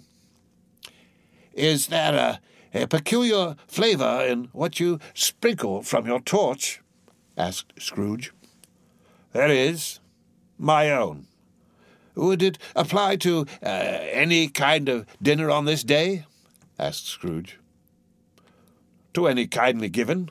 To a poor one most." "Why to a poor one most?" asked Scrooge. "Because it needs it most." "Spirit," said Scrooge after a moment's thought, "I wonder you, of all the beings in the many worlds about us, should desire to cramp these people's opportunities of innocent enjoyment." "I?" cried the spirit. "You would deprive them of their means of dining every 7th day, often the only day on which they can be said to dine at all," said Scrooge. "Wouldn't you?" "I?" cried the spirit. "You seek to close these places on the 7th day," said Scrooge, "and it comes to the same thing." "I seek?" exclaimed the spirit. "Forgive me if I am wrong. It has been done in your name, or at least in that of your family," said Scrooge. "There are some upon this earth of yours," returned the spirit, "who lay claim to know us, and who do their deeds of passion, pride, ill will, hatred, envy, bigotry, and selfishness in our name, who are as strange to us and all our kith and kin as if they had never lived. Remember that, and charge their doings on themselves, not us." Scrooge promised that he would, and they went on, invisible as they had been before, into the suburbs of the town. It was a remarkable quality of the ghost, which Scrooge had observed at the baker's, that, notwithstanding his gigantic size, he could accommodate himself to any place with ease, and then he stood beneath a low roof quite as gracefully and like a supernatural creature as it was possible he could have done in any lofty hall. And perhaps it was the pleasure the good spirit had in showing off this power of his, or else it was his own kind, generous, hearty nature, and his sympathy with all poor men, that led him straight to Scrooge's clerk's. For there he went, and took Scrooge with him, holding to his robe, and on the threshold of the door the spirit smiled, and stopped to bless Bob Cratchit's dwelling with the sprinkling of his torch. Think of that! Bob had but 15 bob a week himself. He pocketed on Saturdays but 15 copies of his Christian name, and yet the ghost of Christmas present blessed his 4-roomed house.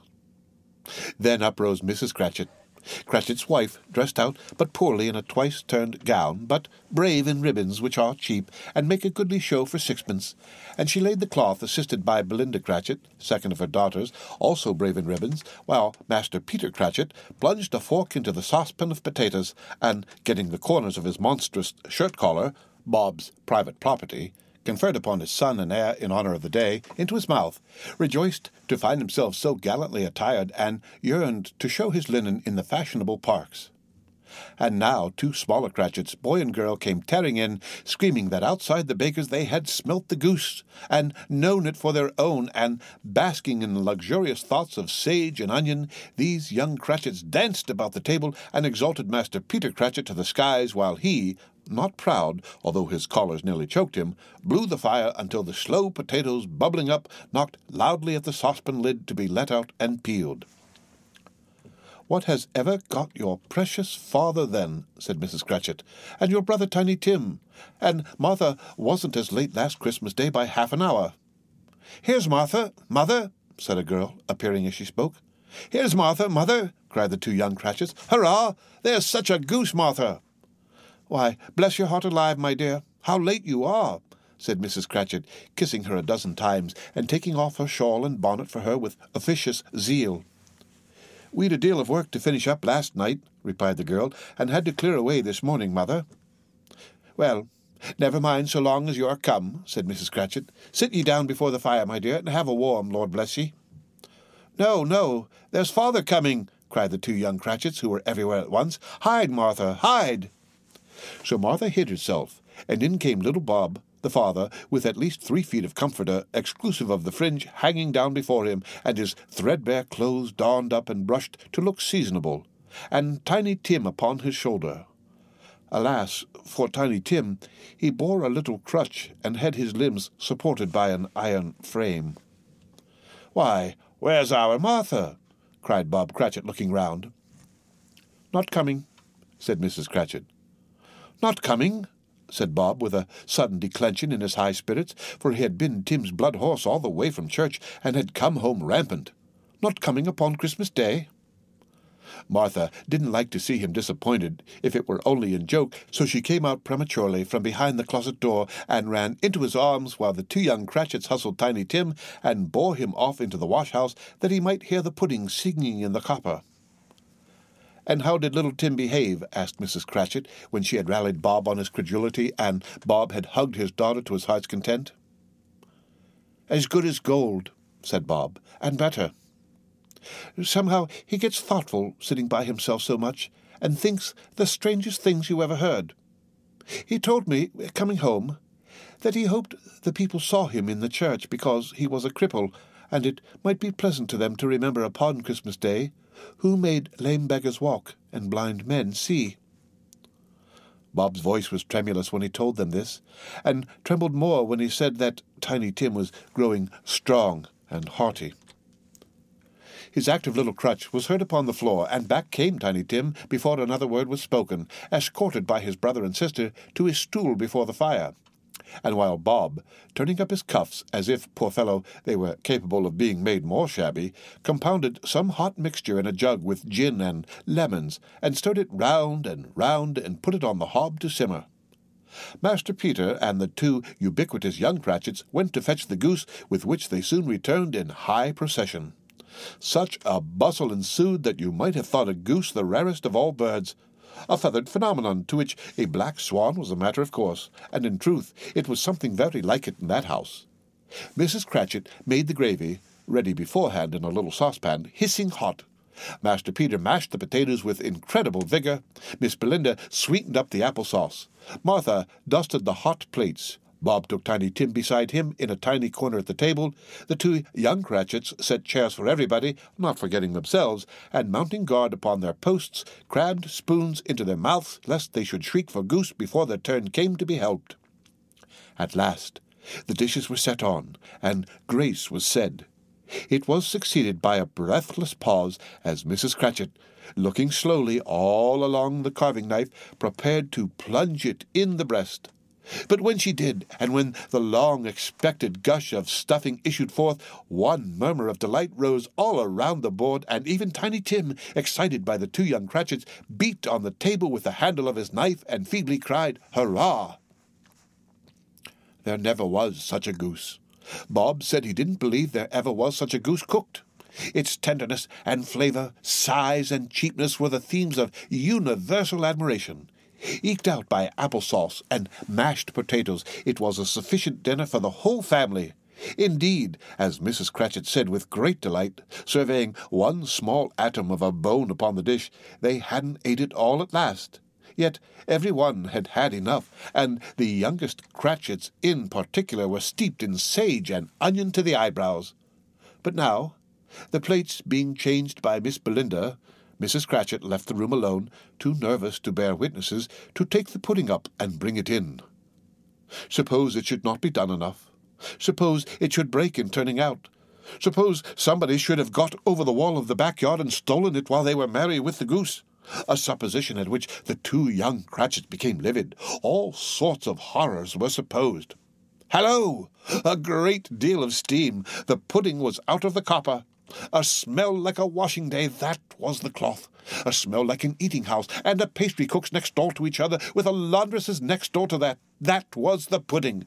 In half a minute Mrs. Cratchit entered, flushed, but smiling proudly, with the pudding like a speckled cannonball, so hard and firm, blazing in half a quartern of ignited brandy, and bedight with Christmas holly stuck into the top. Oh, a wonderful pudding! Bob Cratchit said, and calmly too, that he regarded it as the greatest success achieved by Mrs. Cratchit since their marriage.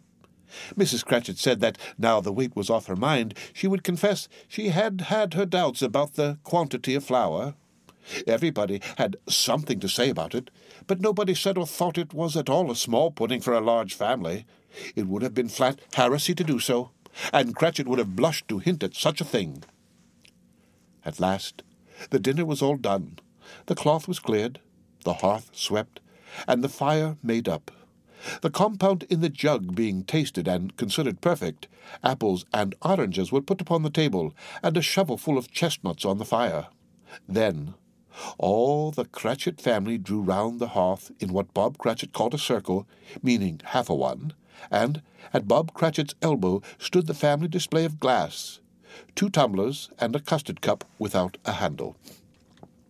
These held the hot stuff from the jug, however, as well as golden goblets would have done, and Bob served it out with beaming looks, while the chestnuts on the fire sputtered and cracked noisily.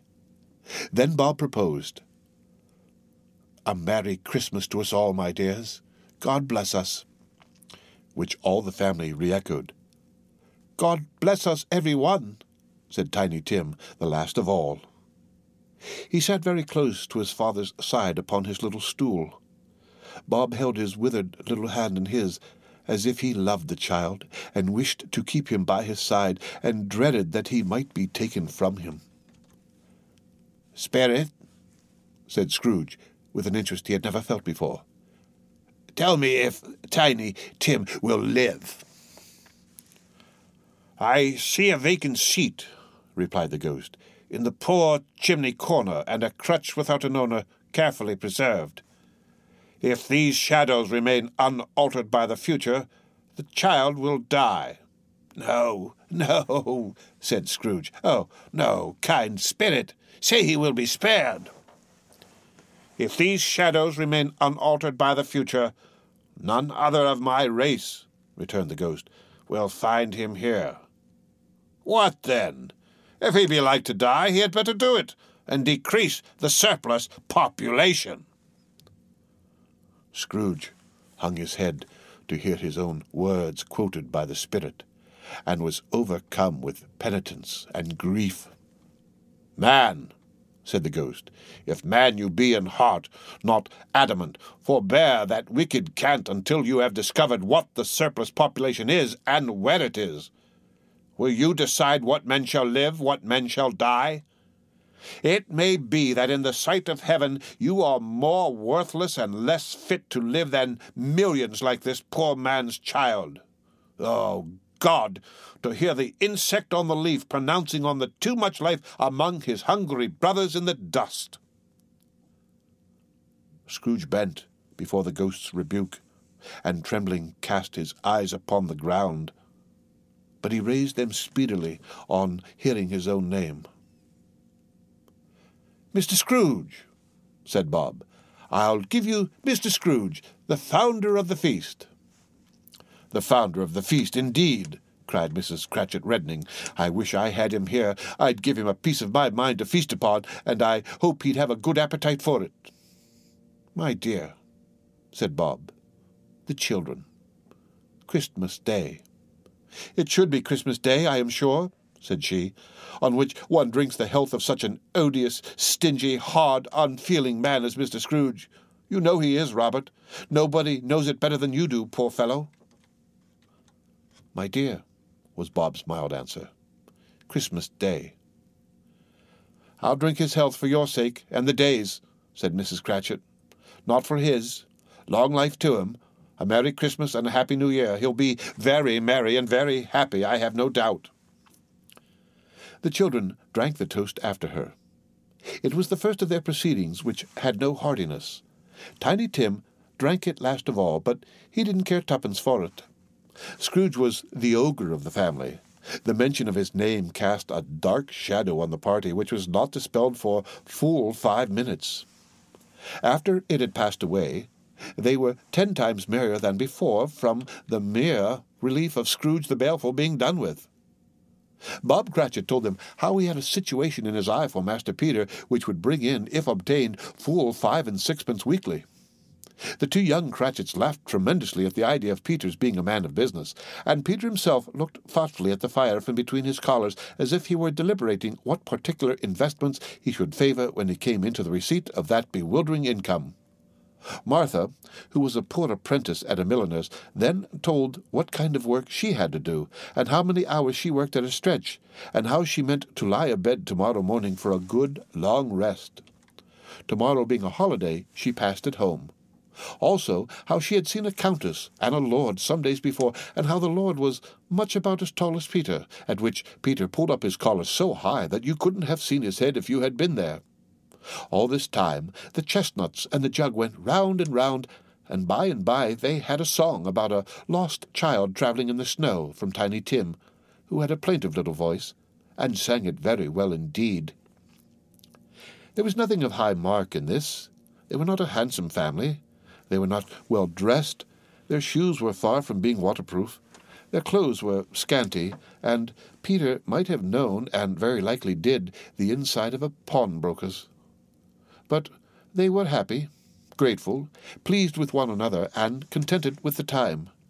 And when they faded, and looked happier yet in the bright sprinklings of the spirit's torch at parting, Scrooge had his eye upon them, and especially on Tiny Tim, until the last.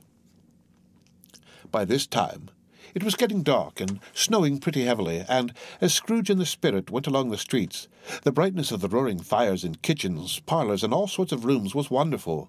Here the flickering of the blaze showed preparations for a cosy dinner, with hot plates baking through and through before the fire, and deep red curtains ready to be drawn to shut out cold and darkness.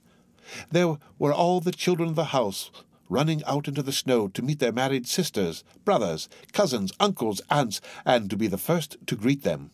Here again were shadows on the window blind of guests assembling, and there a group of handsome girls, all hooded and fur-booted, and all chattering at once, tripped lightly off to some near neighbour's house, where, woe upon the single man who saw them enter, artful witches well they knew it, in a glow. But If you had judged from the numbers of people on their way to friendly gatherings, you might have thought that no one was at home to give them welcome when they got there, instead of every house expecting company, and piling up its fires half-chimney high. Blessings on it, how the ghost exulted! How it bared its breadth of breast, and opened its capacious palm, and floated on, outpouring with a generous hand its bright and harmless mirth on everything within its reach. The very lamplighter who ran on before, dotting the dusky street with specks of light, and who was dressed to spend the evening somewhere, laughed out loudly as the spirit passed, though little kenned the lamplighter that he had any company but Christmas.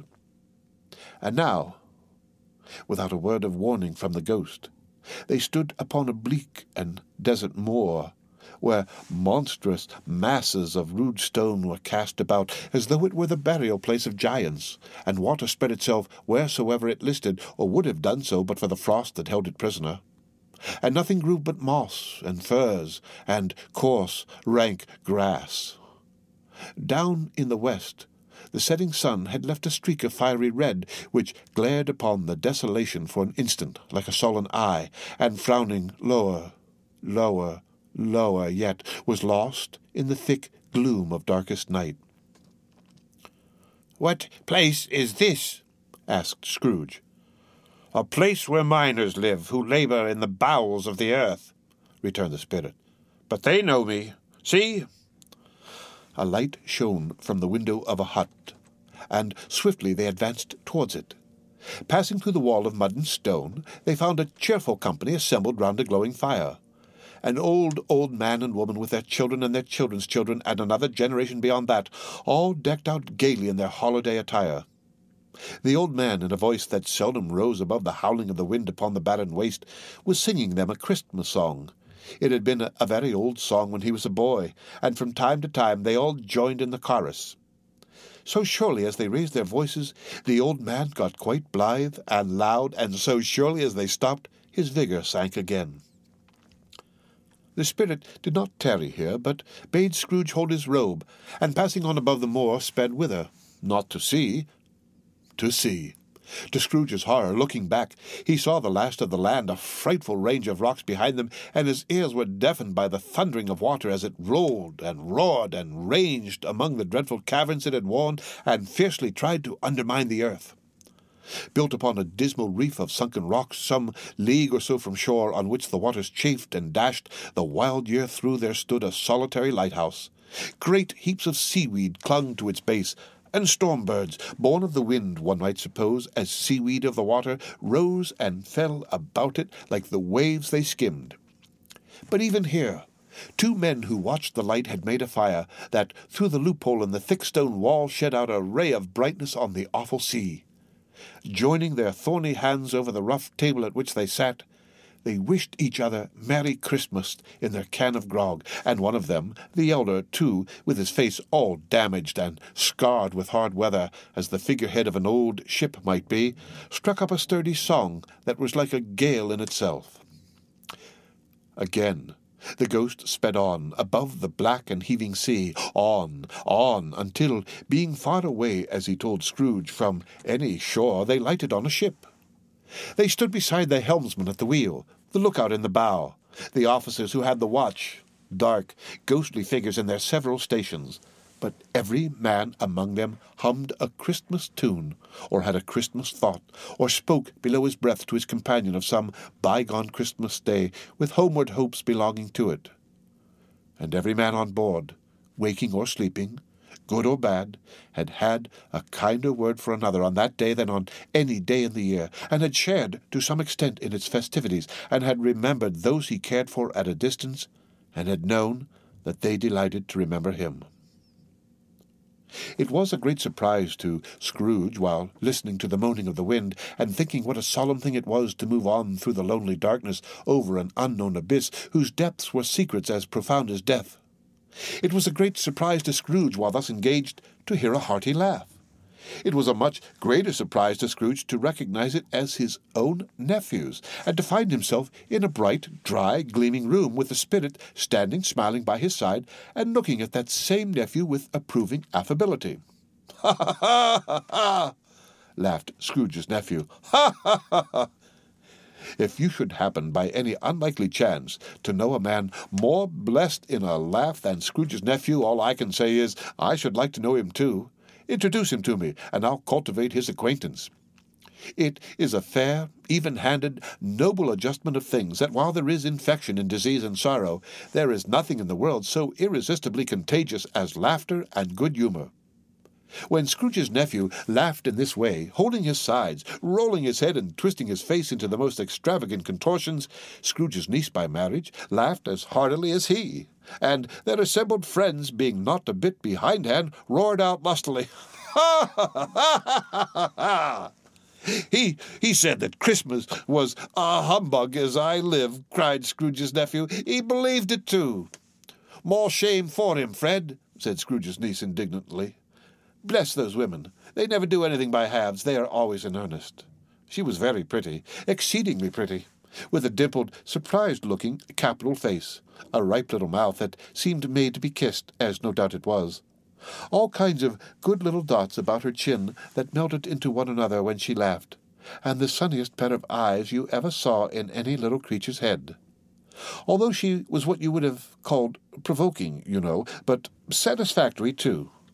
Oh, perfectly satisfactory. "He's a comical old fellow," said Scrooge's nephew. "That's the truth, and not so pleasant as he might be. However, his offences carry their own punishment, and I have nothing to say against him." "I'm sure he is very rich, Fred," hinted Scrooge's niece. "At least, you always tell me so." "What of that, my dear?" said Scrooge's nephew. "His wealth is of no use to him. He doesn't do any good with it. He doesn't make himself comfortable with it. He hasn't the satisfaction of thinking that he is ever going to benefit us with it." "I have no patience with him," observed Scrooge's niece. Scrooge's niece's sisters and all the other ladies expressed the same opinion. "Oh, I have," said Scrooge's nephew. "I am sorry for him. I couldn't be angry with him if I tried. Who suffers by his ill whims? Himself, always. Here, he takes it into his head to dislike us, and he won't come and dine with us. What's the consequence? He don't lose much of a dinner." "Indeed, I think he loses a very good dinner," interrupted Scrooge's niece. Everybody else said the same, and they must be allowed to have been competent judges, because they had just had dinner, and, with the dessert upon the table, were clustered round the fire by lamplight. "Well, I'm very glad to hear it," said Scrooge's nephew, "because I haven't great faith in these young housekeepers. What do you say, Topper?" Topper had clearly got his eye upon one of Scrooge's niece's sisters, for he answered that a bachelor was a wretched outcast who had no right to express an opinion on the subject.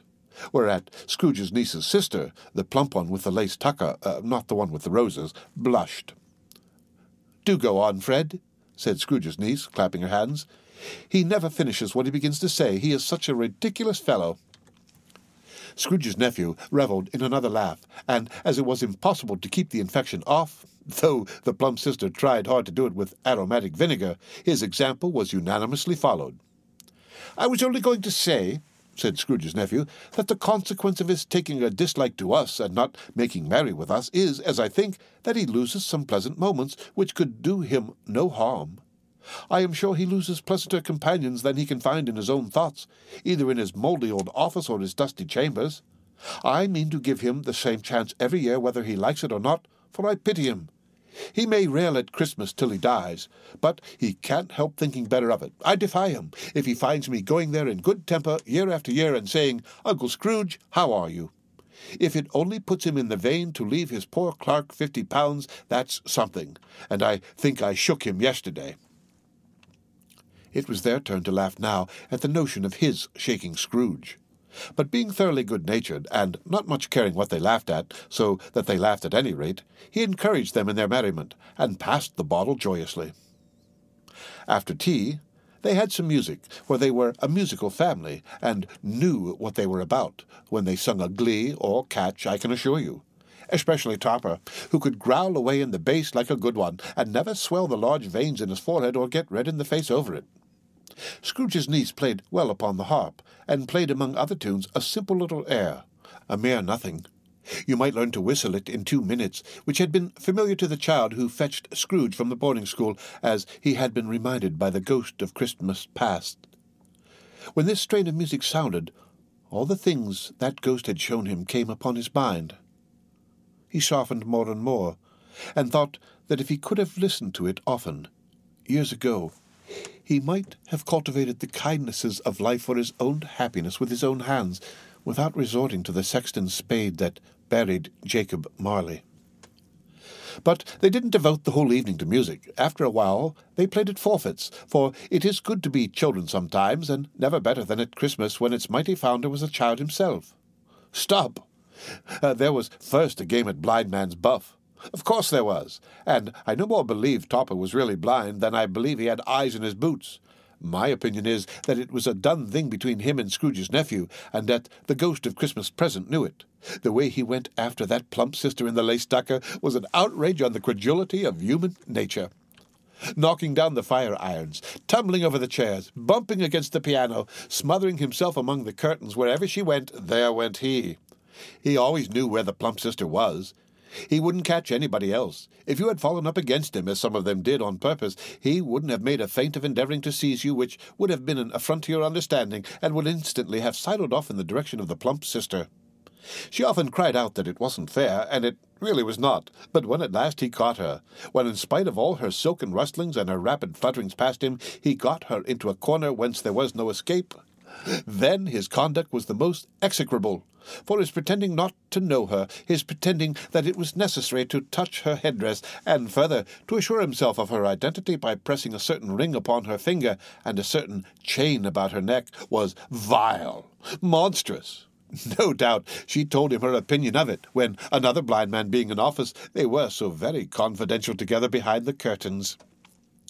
Scrooge's niece was not one of the blind man's buff party, but was made comfortable with a large chair and a footstool in a snug corner where the ghost and Scrooge were close behind her.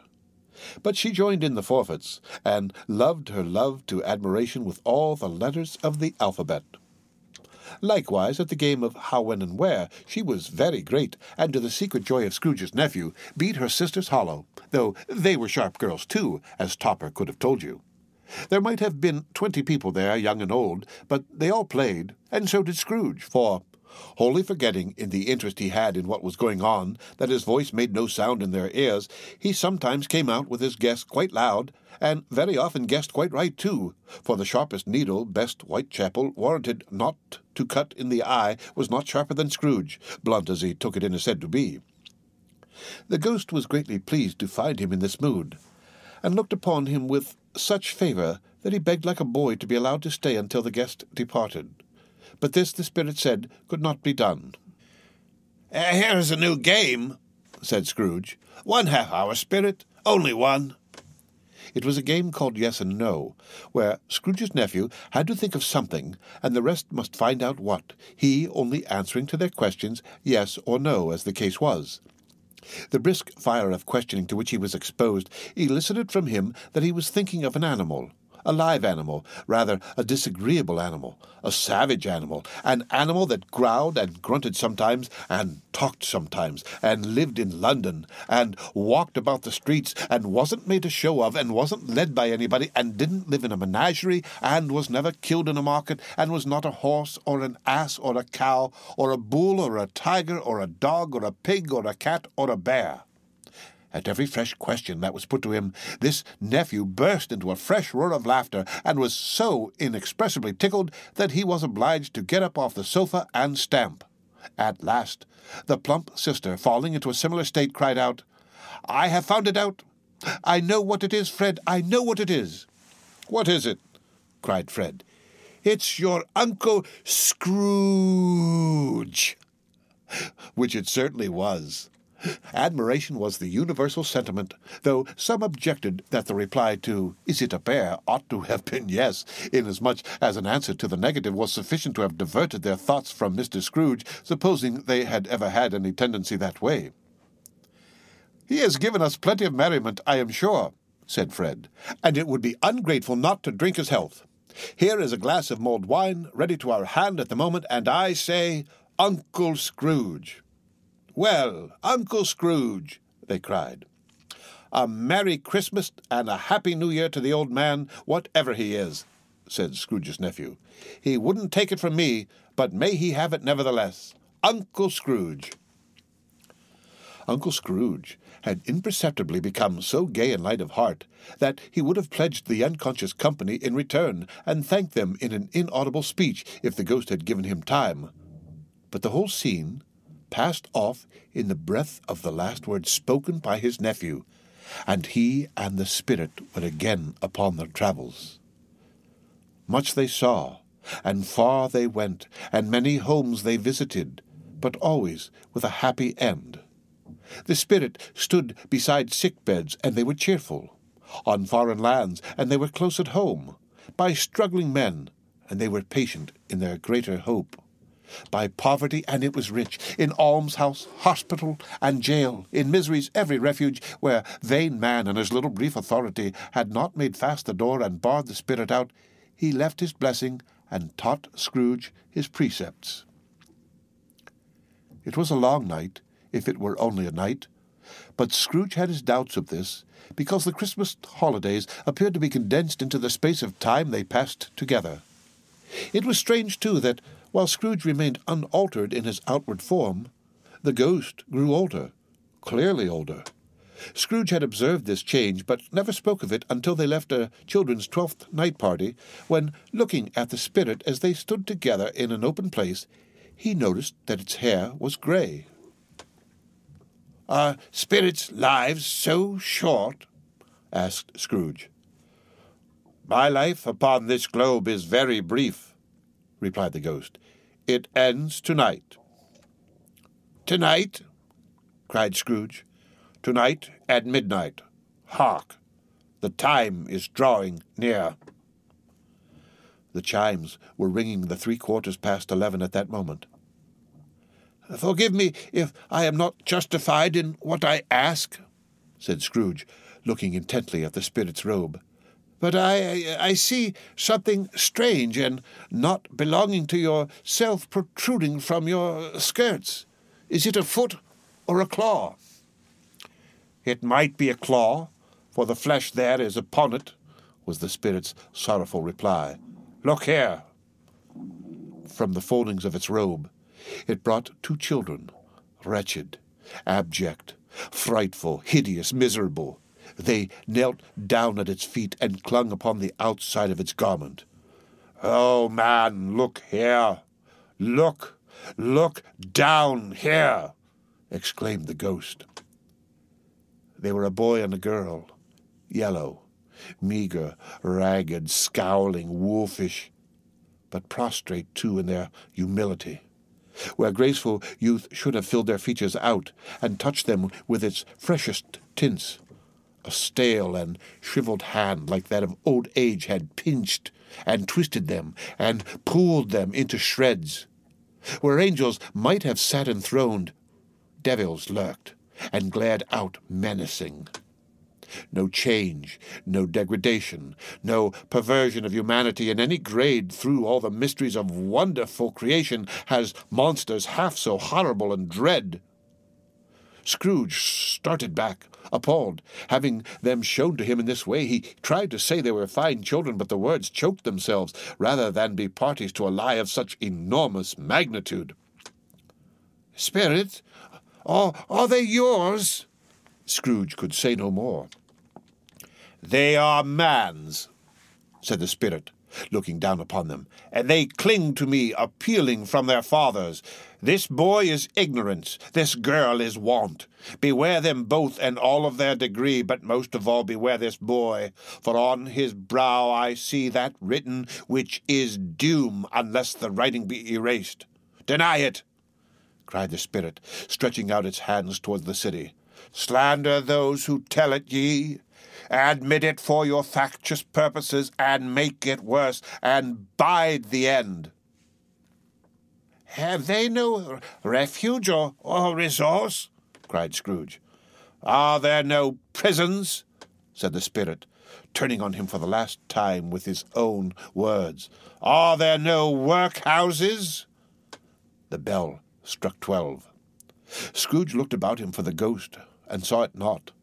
As the last stroke ceased to vibrate, he remembered the prediction of old Jacob Marley, and lifting up his eyes, beheld a solemn phantom, draped and hooded, coming like a mist along the ground towards him. The end of Stave 3, read by Rick Kistner for Lit2Go on the web at fcit.usf.edu. A Christmas Carol by Charles Dickens. Stave 4, The Last of the Spirits. The phantom slowly, gravely, silently approached. When it came, Scrooge bent down upon his knee, for in the very air through which this spirit moved, it seemed to scatter gloom and mystery. It was shrouded in a deep black garment, which concealed its head, its face, its form, and left nothing of it visible save one outstretched hand. But for this, it would have been difficult to detach its figure from the night and separate it from the darkness by which it was surrounded. He felt that it was tall and stately when it came beside him, and that its mysterious presence filled him with a solemn dread. He knew no more, for the spirit neither spoke nor moved. "I am in the presence of the ghost of Christmas yet to come," said Scrooge. The spirit answered not, but pointed onward with its hand. "You are about to show me shadows of the things that have not happened, but will happen in the time before us," Scrooge pursued. "Is that so, spirit?" The upper portion of the garment was contracted for an instant in its folds, as if the spirit had inclined its head. That was the only answer he received. Though well used to ghostly company by this time, Scrooge feared the silent shape so much that his legs trembled beneath him, and he found that he could hardly stand when he prepared to follow it. The spirit paused a moment, as observing his condition and giving him time to recover. But Scrooge was all the worse for this. It thrilled him with a vague, uncertain horror to know that behind this dusky shroud there were ghostly eyes intently fixed upon him, while he, though he stretched his own to the utmost, could see nothing but a spectral hand and one great heap of black. "Ghost of the future," he exclaimed, "I fear you more than any spectre I have seen, but as I know your purpose is to do me good, and as I hope to live to be another man from what I was, I am prepared to bear you company and do it with a thankful heart. Will you not speak to me?" It gave him no reply. The hand was pointed straight before them. "Lead on," said Scrooge. "Lead on. The night is waning fast, and it is precious time to me, I know. Lead on, spirit." The phantom moved away as it had come towards him. Scrooge followed in the shadow of its dress, which bore him up, he thought, and carried him along. They scarcely seemed to enter the city, for the city rather seemed to spring up about them and encompass them of its own act. But there they were, in the heart of it, on 'Change, amongst the merchants who hurried up and down and clinked the money in their pockets and conversed in groups and looked at their watches and trifled thoughtfully with their great gold seals and so forth, as Scrooge had seen them often. The spirit stopped beside one little knot of businessmen. Observing that the hand was pointed to them, Scrooge advanced to listen to their talk. "No," said a great fat man with a monstrous chin. "I don't know much about it either way. I only know he's dead." "When did he die?" inquired another. "Last night, I believe." "Why, what was the matter with him?" asked a third, taking a vast quantity of snuff out of a very large snuff-box. "I thought he'd never die." "God knows," said the first with a yawn. "What has he done with his money?" asked a red-faced gentleman with a pendulous excrescence on the end of his nose that shook like the gills of a turkey-cock. "I haven't heard," said the man with the large chin, yawning again. "Left it to his company, perhaps. He hasn't left it to me, that's all I know." This pleasantry was received with a general laugh. "It's likely to be a very cheap funeral," said the same speaker, "for upon my life I don't know of anybody to go to it. Suppose we make up a party and volunteer." "I don't mind going if a lunch is provided," observed the gentleman with the excrescence on his nose, "but I must be fed if I make one." Another laugh. "Well, "I am the most disinterested among you, after all," said the first speaker, "for I never wear black gloves, and I never eat lunch. But I'll offer to go, if anybody else will. When I come to think of it, I'm not at all sure that I wasn't his most particular friend, for we used to stop and speak whenever we met. Bye." Speakers and listeners strolled away and mixed with other groups. Scrooge knew the men and looked towards the spirit for an explanation. The phantom glided on into a street. Its finger pointed to two persons meeting. Scrooge listened again, thinking that the explanation might lie here. He knew these men also perfectly. They were men of business, very wealthy and of great importance. He had made a point always of standing well in their esteem, in a business point of view, that is, strictly in a business point of view. "How are you?" said one. "How are you?" returned the other. "Well," said the first, "Old Scratch has got his own at last, eh?" "So I am told," returned the second. "Cold, isn't it?" "Seasonable for Christmas time. You're not a skater, I suppose?" No. Something else to think of. Good morning." Not another word.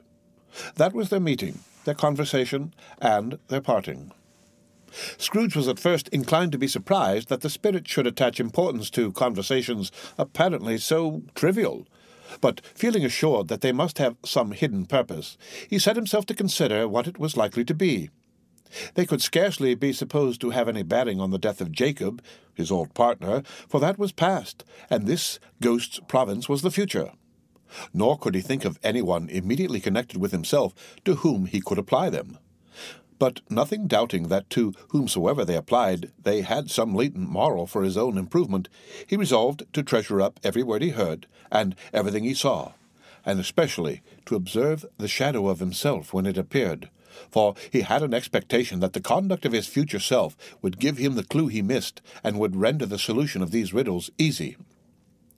He looked about in that very place for his own image, but another man stood in his accustomed corner, and though the clock pointed to his usual time of day for being there, he saw no likeness of himself among the multitudes that poured in through the porch.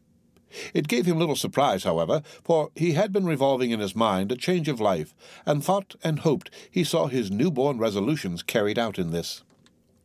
Quiet and dark, beside him stood the phantom with its outstretched hand.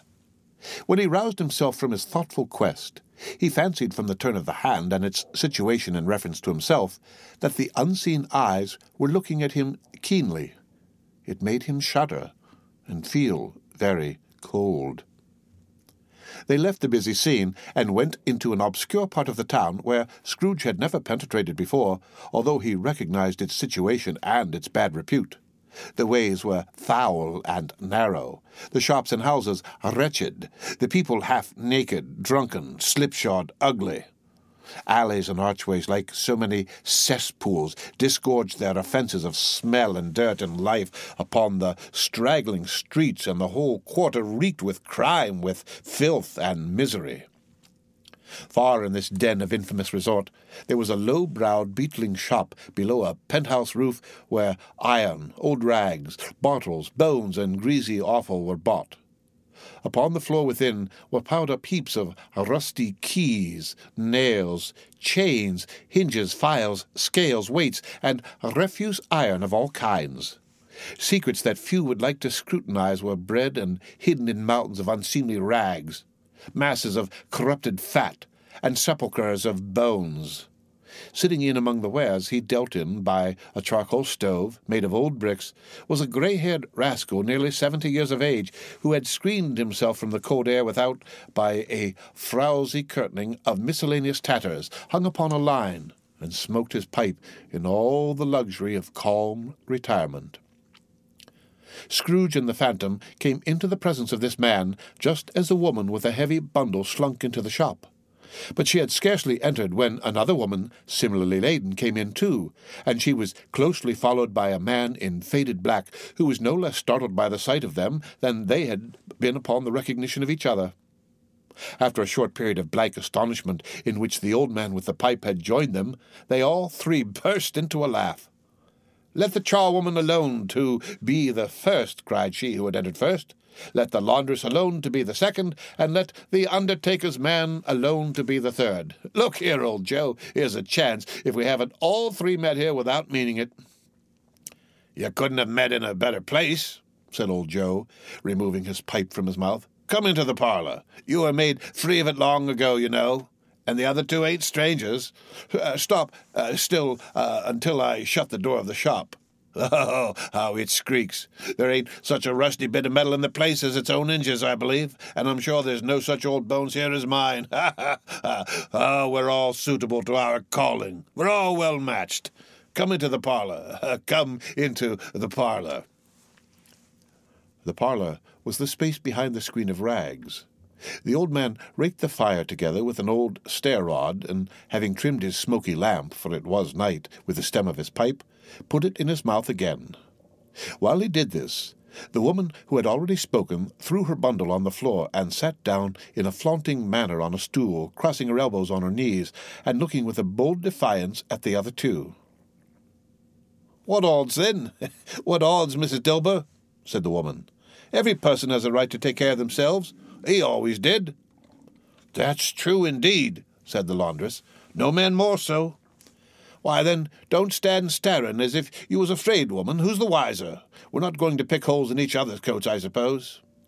"No, indeed," said Mrs. Dilber and the man together. "We should hope not." "Very well, then," cried the woman. "That's enough. Who's the worse for the loss of a few things like these? Not a dead man, I suppose?" "No, indeed," said Mrs. Dilber, laughing. "If he wanted to keep him after he was dead, a wicked old screw," pursued the woman, "why wasn't he natural in his lifetime? If he had been, he'd have had somebody to look after him when he was struck with death, instead of lying, gasping out his last there, alone by himself." "It's the truest word that ever was spoken," said Mrs. Dilber. "It's a judgment on him." "I wish it was a little heavier judgment," replied the woman. "And it should have been. You may depend upon it, if I could have laid my hands on anything else. Open that bundle, old Joe, and let me know the value of it. Speak out plain. I'm not afraid to be the first, nor afraid for them to see it. We know pretty well that we were helping ourselves before we met here, I believe. It's no sin. Open the bundle, Joe." But the gallantry of her friends would not allow of this, and the man in faded black, mounting the breach first, produced his plunder. It was not extensive. A seal or two, a pencil case, a pair of sleeve buttons, and a brooch of no great value were all. They were severally examined and appraised by old Joe, who chalked the sums he was disposed to give for each upon the wall, and added them up into a total when he found there was nothing more to come. "That's your account," said Joe, "and I wouldn't give another sixpence if I was to be boiled for not doing it. Who's next?" Mrs. Dilber was next. Sheets and towels, a little wearing apparel, 2 old-fashioned silver teaspoons, a pair of sugar tongs, and a few boots. Her account was stated on the wall in the same manner. "I always give too much to the ladies. It's a weakness of mine, and that's the way I ruin myself," said old Joe. "That's your account. If you asked me for another penny and made it an open question, I'd repent of being so liberal and knock off half a crown." "And now undo my bundle, Joe," said the first woman. Joe went down on his knees for the greater convenience of opening it, and, having unfastened a great many knots, dragged out a large and heavy roll of some dark stuff. "What do you call this?" said Joe. "Bed curtains." "Ah," returned the woman, laughing and leaning forward on her crossed arms. "Bed curtains." "You don't mean to say you took 'em down, rings and all, with him lying there?" said Joe. "Yes, I do," replied the woman. "Why not?" "You were born to make your fortune," said Joe, "and you'll certainly do it." "I certainly shan't hold my hand when I can get anything in it by reaching it out for the sake of such a man as he was. I promise you, Joe," returned the woman coolly. "Don't drop that oil upon the blankets now." "His blankets?" asked Joe.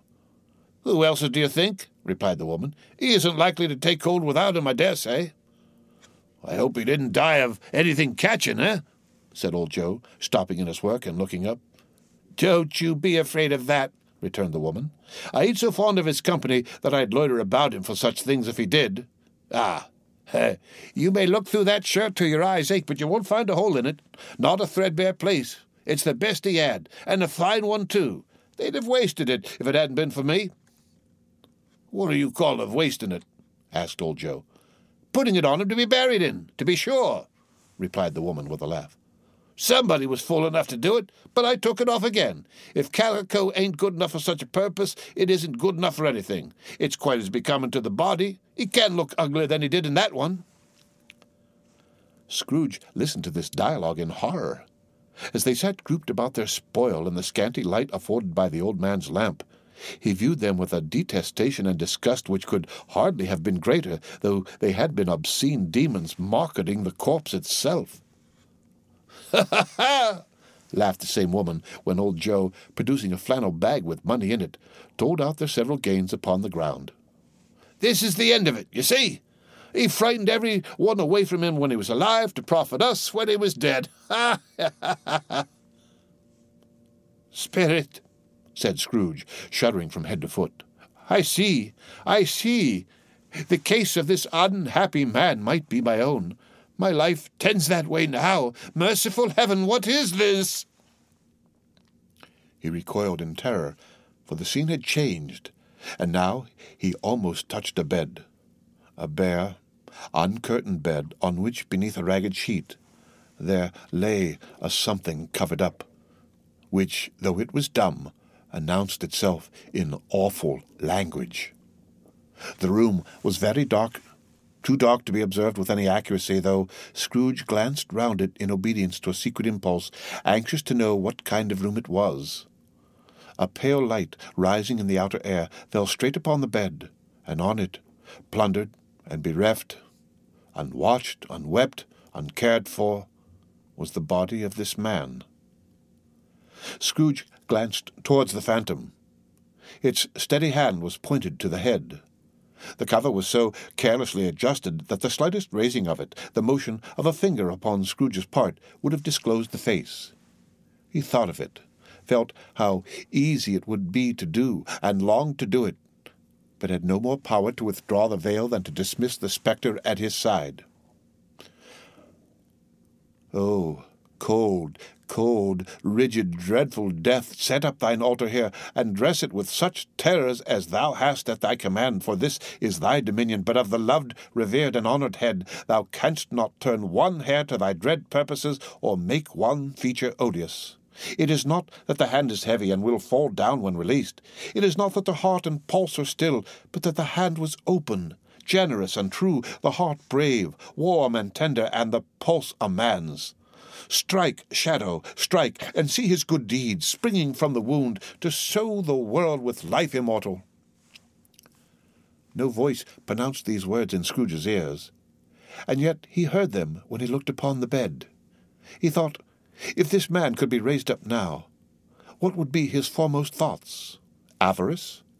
Hard-dealing? Griping cares? They have brought him to a rich end, truly. He lay in the dark, empty house with not a man, a woman, or a child to say that he was kind to me in this or that, and for the memory of one kind word I will be kind to him. A cat was tearing at the door, and there was a sound of gnawing rats beneath the hearthstone. What they wanted in the room of death, and why they were so restless and disturbed, Scrooge did not dare to think. "Spirit," he said, "this is a fearful place. In leaving it, I shall not leave its lesson. Trust me. Let us go." Still, the ghost pointed with an unmoved finger to the head. "I understand you," Scrooge returned, "and I would do it if I could, but I have not the power, Spirit. I have not the power." Again, it seemed to look upon him. "If there is any person in the town who feels emotion caused by this man's death," said Scrooge, quite agonized, "show that person to me, Spirit. I beseech you." The phantom spread its dark robe before him for a moment, like a wing, and withdrawing it, revealed a room by daylight where a mother and her children were. She was expecting someone, and with anxious eagerness, for she walked up and down the room, started at every sound, looked out from the window, glanced at the clock, tried but in vain to work with her needle, and could hardly bear the voices of the children in their play. At length, the long-expected knock was heard. She hurried to the door and met her husband, a man whose face was careworn and depressed, though he was young. There was a remarkable expression in it now, a kind of serious delight of which he felt ashamed and which he struggled to repress. He sat down to the dinner that had been boarding for him by the fire, and when she asked him faintly what news, which was not until after a long silence, he appeared embarrassed how to answer. "Is it good," she said, "or bad?" to help him. "Bad," he answered. "We are quite ruined?" "No, there is hope yet, Caroline." "If he relents," she said, amazed, "there is. Nothing is past hope, if such a miracle has happened." "He is past relenting," said her husband. "He is dead." She was a mild and patient creature if her face spoke truth, but she was thankful in her soul to hear it, and she said so with clasped hands. She prayed forgiveness the next moment, and was sorry, but the first was the emotion of her heart. "What the half-drunken woman whom I told you of last night said to me when I tried to see him and obtain a week's delay, and what I thought was a mere excuse to avoid me, turns out to have been quite true. He was not only very ill, but dying then." "To whom will our debt be transferred?" "I don't know. But before that time we shall be ready with the money, and even though we were not, it would be a bad fortune indeed to find so merciless a creditor in his successor. We may sleep tonight with light hearts, Caroline." Yes. Soften it as they would, their hearts were lighter. The children's faces, hushed and clustered round to hear what they so little understood, were brighter, and it was a happier house for this man's death. The only emotion that the ghost could show him, caused by the event, was one of pleasure. "Let me see some tenderness connected with a death," said Scrooge, "or that dark chamber spirit, which we left just now, will be for ever present to me." The ghost conducted him through several streets familiar to his feet, and as they went along, Scrooge looked here and there to find himself, but nowhere was he to be seen. They entered poor Bob Cratchit's house, the dwelling he had visited before, and found the mother and the children seated round the fire. Quiet. Very quiet. The noisy little Cratchits were as still as statues in one corner, and sat looking up at Peter, who had a book before him. The mother and her daughters were engaged in sewing, but surely they were very quiet. "And he took a child, and set him in the midst of them." Where had Scrooge heard these words? He had not dreamed them. The boy must have read them out as he and the spirit crossed the threshold. Why did he not go on? The mother laid her work upon the table and put her hand up to her face. "The color hurts my eyes," she said. "The color? Ah, poor Tiny Tim." "They're better now again," said Cratchit's wife. "It makes them weak by candlelight, and I wouldn't show weak eyes to your father when he comes home for the world. It must be near his time." "Past it, rather," Peter answered, shutting up his book. "But I think he has walked a little slower than he used to these few last evenings, Mother." They were very quiet again. At last she said, in a steady, cheerful voice that only faltered once, I have known him walk with Tiny Tim upon his shoulder very fast indeed." "And so have I," cried Peter. "Often." "And so have I," exclaimed another. So had all. "But he was very light to carry," she resumed, intent upon her work, "and his father loved him so, that it was no trouble. No trouble. And there is your father at the door." She hurried out to meet him, and little Bob and his comforter, he had need of it, poor fellow, came in. His tea was ready for him on the hob, and they all tried who should help him to it most. Then The two young Cratchits got upon his knees and laid each child a little cheek against his face, as if they said, "Don't mind it, father. Don't be grieved." Bob was very cheerful with them, and spoke pleasantly to all the family. He looked at the work upon the table, and praised the industry and speed of Mrs. Cratchit and the girls. They would be done long before Sunday, he said. "Sunday? You went today then, Robert?" said his wife. "Yes, my dear," returned Bob. "I wish you could have gone. It would have done you good to see how green a place it is. But you'll see it often. I promised him that I would walk there on a Sunday." "My little child," cried Bob. "My little child." He broke down all at once.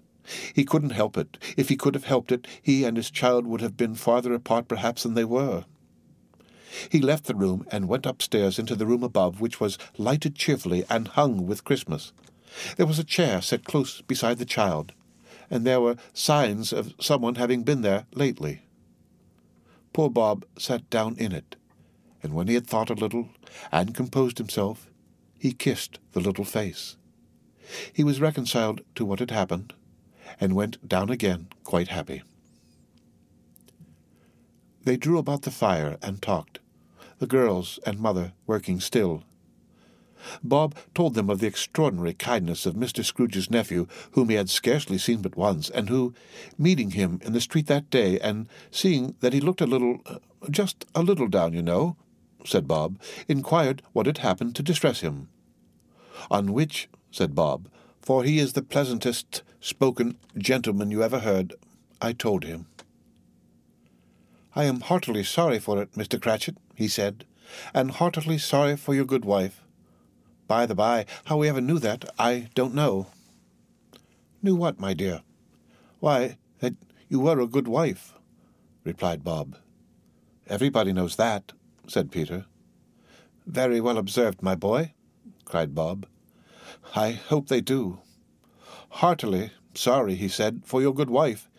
If I can be of service to you in any way," he said, giving me his card, "that's where I live. Pray, come to me." "Now, it wasn't," cried Bob, "for the sake of anything he might be able to do for us, so much as for his kind way, that this was quite delightful. It really seemed as if he had known our Tiny Tim and felt with us." "I'm sure he's a good soul," said Mrs. Cratchit. "You would be surer of it, my dear," returned Bob, "if you saw him and spoke to him. I shouldn't be at all surprised, mark what I say, if he got Peter a better situation." "Only hear that, Peter," said Mrs. Cratchit. "And then," cried one of the girls, "Peter will be keeping company with someone and setting up for himself." "Get along with you," retorted Peter, grinning. "It's just as likely as not," said Bob, "one of these days, though there's plenty of time for that, my dear. But however, and whenever we part from one another, I am sure we shall none of us forget poor Tiny Tim, shall we? Or this first parting that there was among us." "Never, father," cried they all. "And I know," said Bob, "I know, my dears, that when we recollect how patient and how mild he was, though he was a little child, we shall not quarrel easily among ourselves and forget poor Tiny Tim in doing it." "No, never, father," they all cried again. "I am very happy," said little Bob. "I am very happy." Mrs. Cratchit kissed him. His daughters kissed him. The two young Cratchits kissed him, and Peter and himself shook hands. Spirit of Tiny Tim, thy childish essence was from God. "Spectre," said Scrooge, "something informs me that our parting moment is at hand. I know it, but I know not how. Tell me what man that was whom we saw lying dead." The ghost of Christmas yet to come conveyed him as before, though at a different time, he thought. Indeed, there seemed no order in these latter visions, save that they were in the future, into the resorts of businessmen, but showed him not himself. Indeed, the spirit did not stay for anything, but went straight on, as to the end just now desired, until besought by Scrooge to tarry for a moment. "These courts," said Scrooge. "Through which we hurry now is where my place of occupation is, and has been for a length of time. I see the house. Let me behold what I shall be in days to come." The spirit stopped. The hand was pointed elsewhere. "The house is yonder," Scrooge exclaimed. "Why do you point away?" The inexorable finger underwent no change. Scrooge hastened to the window of his office and looked in. It was an office still, but not his. The furniture was not the same, and the figure in the chair was not himself. The phantom pointed as before. He joined it once again, and wondering why and whither he had gone, accompanied it until they reached an iron gate. He paused to look round before entering. A churchyard. Here, then, the wretched man whose name he had now to learn lay underneath the ground. It was a worthy place, walled in by houses, overrun by grass and weeds, the growth of vegetation's death, not life, choked up with too much burying, fat with repleted appetite. A worthy place. The spirit stood among the graves and pointed down to one. He advanced towards it, trembling. The phantom was exactly as it had been, but he dreaded that he saw new meaning in its solemn shape. "Before I draw near to that stone to which you point," said Scrooge, "answer me one question. Are these the shadows of the things that will be, or are they shadows of things that may be only?" Still, the ghost pointed downward to the grave by which it stood. "Men's courses will foreshadow certain ends to which, if persevered in, they must lead," said Scrooge. "But if the courses be departed from, the ends will change. Say it is thus with what you show me." The spirit was immovable as ever.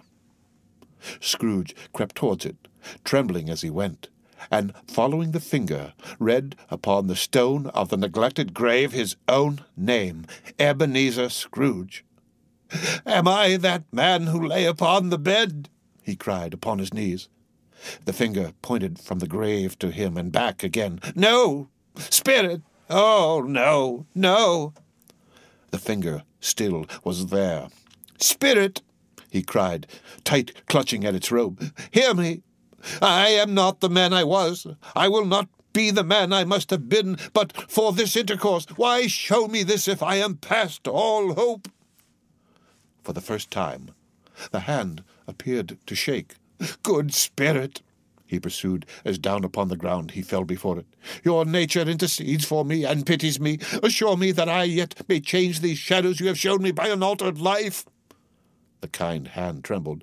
"I will honor Christmas in my heart, and try to keep it all the year. I will live in the past, the present, and the future. The spirits of all three shall strive within me. I will not shut out the lessons that they teach. Oh, tell me I may sponge away the writing on this stone." In his agony, he caught the spectral hand. It sought to free itself, but he was strong in his entreaty and detained it. The spirit, stronger yet, repulsed him.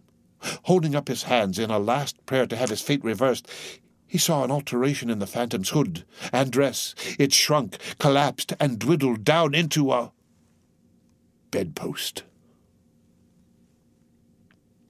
The end of Stave 4. Read by Rick Kistner. For Lit to Go on the web at fcit.usf.edu. A Christmas Carol by Charles Dickens. Stave 5. The end of it. Yes, and the bedpost was his own. The bed was his own. The room was his own. Best and happiest of all, the time before him was his own to make amends in. "I will live in the past, the present, and the future," Scrooge repeated as he scrambled out of bed. "The spirits of all three shall strive within me. Oh, Jacob Marley, heaven and the Christmas tide be praised for this. I say it on my knees, old Jacob, on my knees." He was so fluttered, and so glowing with his good intentions, that his broken voice would scarcely answer to his call. He had been sobbing violently in his conflict with the spirit, and his face was wet with tears. "They are not torn down," cried Scrooge, folding one of his bed curtains in his arms. "They are not torn down, rings and all. They are here. I am here. The shadows of the things that would have been may be dispelled. They will be. I know they will." His hands were busy with his garments all this time, turning them inside out, putting them on upside down, tearing them, mislaying them, making them parties to every kind of extravagant. I don't know what to do," cried Scrooge, laughing and crying in the same breath, and making a perfect lacoon of himself with his stockings. "I am as light as a feather.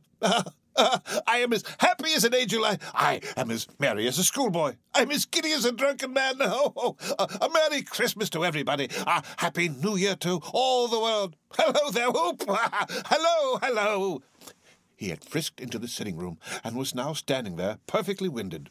"There's the saucepan that the gruel was in," cried Scrooge, starting off again, and going round the fireplace. "There's the door by which the ghost of Jacob Marley entered. There's the corner where the ghost of Christmas present sat. There's the window where I saw the wandering spirits. It's all right. It's all true. It all happened. Ha, ha, ha, ha, ha." Really, for a man who had been out of practice for so many years, it was a splendid laugh, a most illustrious laugh, the father of a long, long line of brilliant laughs. Why, I don't know what day of the month it is," said Scrooge. "I don't know how long I've been among the spirits. I don't know anything. I'm quite a baby. No, never mind. I don't care. I'd rather be a baby. Hello. Oh, hello there." He was checked in his transports by the churches ringing out the lustiest peals he had ever heard. Clash, clang, hammer, ding, dong, bell, bell, dong, ding, hammer, clang, clash. Oh, glorious, glorious! Running to the window, he opened it, and put out his stirring, cold, cold piping for the blood to dance to. Golden sunlight, heavenly sky, sweet, fresh air, merry bells. Oh, glorious, glorious! "Oh, what's today?" cried Scrooge, calling downward to a boy in Sunday clothes who perhaps had loitered in to look about him. "Eh?" returned the boy, with all his might of wonder. "What's today, my fine fellow?" said Scrooge. "Today?" replied the boy. "Why, Christmas Day." "It's Christmas Day," said Scrooge to himself. "I haven't missed it. The spirits have done it all in one night. They can do anything they like. Well, of course they can. Of course they can. Oh, hello, my fine fellow." "Hello," returned the boy. "Do you know the poulterers in the next street but one, at the corner?" Scrooge inquired. "I should hope I did," replied the lad. "Oh, an intelligent boy," said Scrooge. "A remarkable boy. Yes. Do you know whether they've sold the prize turkey that was hanging up there? Not the little prize turkey, the big one." "What, the one as big as me?" returned the boy. "Oh, what a delightful boy," said Scrooge. "It's a pleasure to talk to him. Yeah? Yes, my buck." "It's hanging there now," replied the boy. "Is it?" said Scrooge. "Go and buy it." "Walker!" exclaimed the boy. "No, no," said Scrooge. I am in earnest. Go and buy it, and tell him to bring it here that I may give them the direction where to take it. Come back with the man, and I'll give you a shilling. Come back with him in less than 5 minutes, and I'll give you half a crown." "I'll send it to Bob Cratchit's," whispered Scrooge, rubbing his hands, and splitting with a laugh. "He shan't know who sends it. It's twice the size of Tiny Tim. Joe Miller never made such a joke as sending it to Bob's will be." The hand in which he wrote the address was not a steady one, but write it he did, somehow, and went downstairs to open the street door, ready for the coming of the poulterer's man. As he stood there, waiting his arrival, the knocker caught his eye. "I shall love it as long as I live," cried Scrooge, patting it with his hand. "I scarcely ever looked at it before. What an honest expression it has in its face. It's a wonderful knocker. Here's the turkey. Hello. Oh, how are you? Merry Christmas." It was a turkey. He never could have stood upon his legs, that bird. He would have snapped them off short in a minute, like sticks of sealing wax. "Why, it's impossible to carry that to Camden Town," said Scrooge. "You must have a cab." The chuckle with which he said this, and the chuckle with which he paid for the turkey, and the chuckle with which he paid for the cab, and the chuckle with which he recompensed the boy, were only to be exceeded by the chuckle with which he sat down breathless in his chair again, and chuckled till he cried. Shaving was not an easy task, for his hand continued to shake very much, and shaving requires attention, even when you don't dance while you are at it. But if he had cut the end of his nose off, he would have put a piece of sticking plaster over it and been quite satisfied. He dressed himself all in his best, and at last got out into the streets. The people were by this time pouring forth as he had seen them with the ghost of Christmas present, and walking with his hands behind him, Scrooge regarded every one with a delighted smile. He looked so irresistibly pleasant, in a word, that 3 or 4 good-humoured fellows said, "Good morning, sir. A Merry Christmas to you." And Scrooge said often afterwards that of all the blithe sounds he had ever heard, those were the blithest in his ears. He had not gone far when, coming on towards him, he beheld the portly gentleman who had walked into his counting-house the day before, and said, "Scrooge and Marley's, I believe." It sent a pang across his heart to think how this old gentleman would look upon him when they met. But he knew what path lay straight before him, and he took it. "My dear sir," said Scrooge, quickening his pace, and taking the old gentleman by both his hands, "how do you do? I hope you succeeded yesterday. It was very kind of you. A Merry Christmas to you, sir." "Mr. Scrooge?" "Yes," said Scrooge, "that is my name, and I fear it may not be pleasant to you. Allow me to ask your pardon, and will you have the goodness—" Here Scrooge whispered in his ear. "Lord bless me!" cried the gentleman, as if his breath were gone. "My dear Mr. Scrooge, are you serious?" "If you please," said Scrooge, "not a farthing less. A great many back payments are included in it, I assure you. Will you do me that favour?" "My dear sir," said the other, shaking hands with him, "I don't know what to say to such munificence." "Don't say anything, please," retorted Scrooge. "Come and see me. Will you come and see me?" "I will," cried the old gentleman, and it was clear he meant to do it. "Oh, thank ye," said Scrooge. "I am much obliged to you. I thank you 50 times. Bless you." He went to church, and walked about the streets, and watched the people hurrying to and fro, and patted children on the head, and questioned beggars, and looked down into the kitchens of houses, and up to the windows, and found that everything could yield him pleasure. He had never dreamed that any walk, that anything could give him so much happiness. In the afternoon he turned his steps towards his nephew's house. He passed the door a dozen times before he had the courage to go up and knock, but he made a dash and did it. "Is your master at home, my dear?" said Scrooge to the girl. "Nice girl, very." "Yes, sir." "Where is he, my love?" said Scrooge. "He's in the dining room, sir, along with mistress. I'll show you upstairs, if you please." "Thank ye.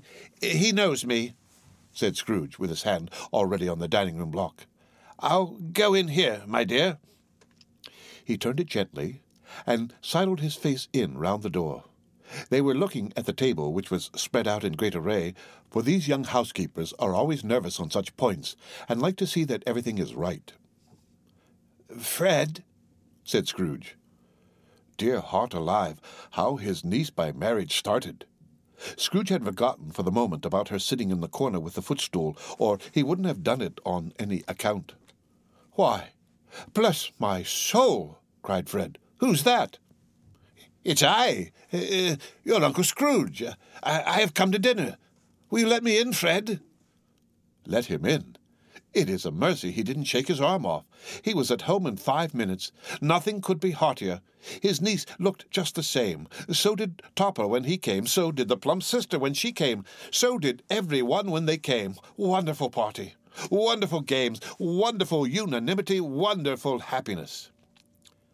But he was early at the office next morning. Oh, he was early there. If he could only be there first and catch Bob Cratchit coming late. That was the thing he had set his heart upon. And he did it. Yes, he did. The clock struck 9. No Bob. 1:15.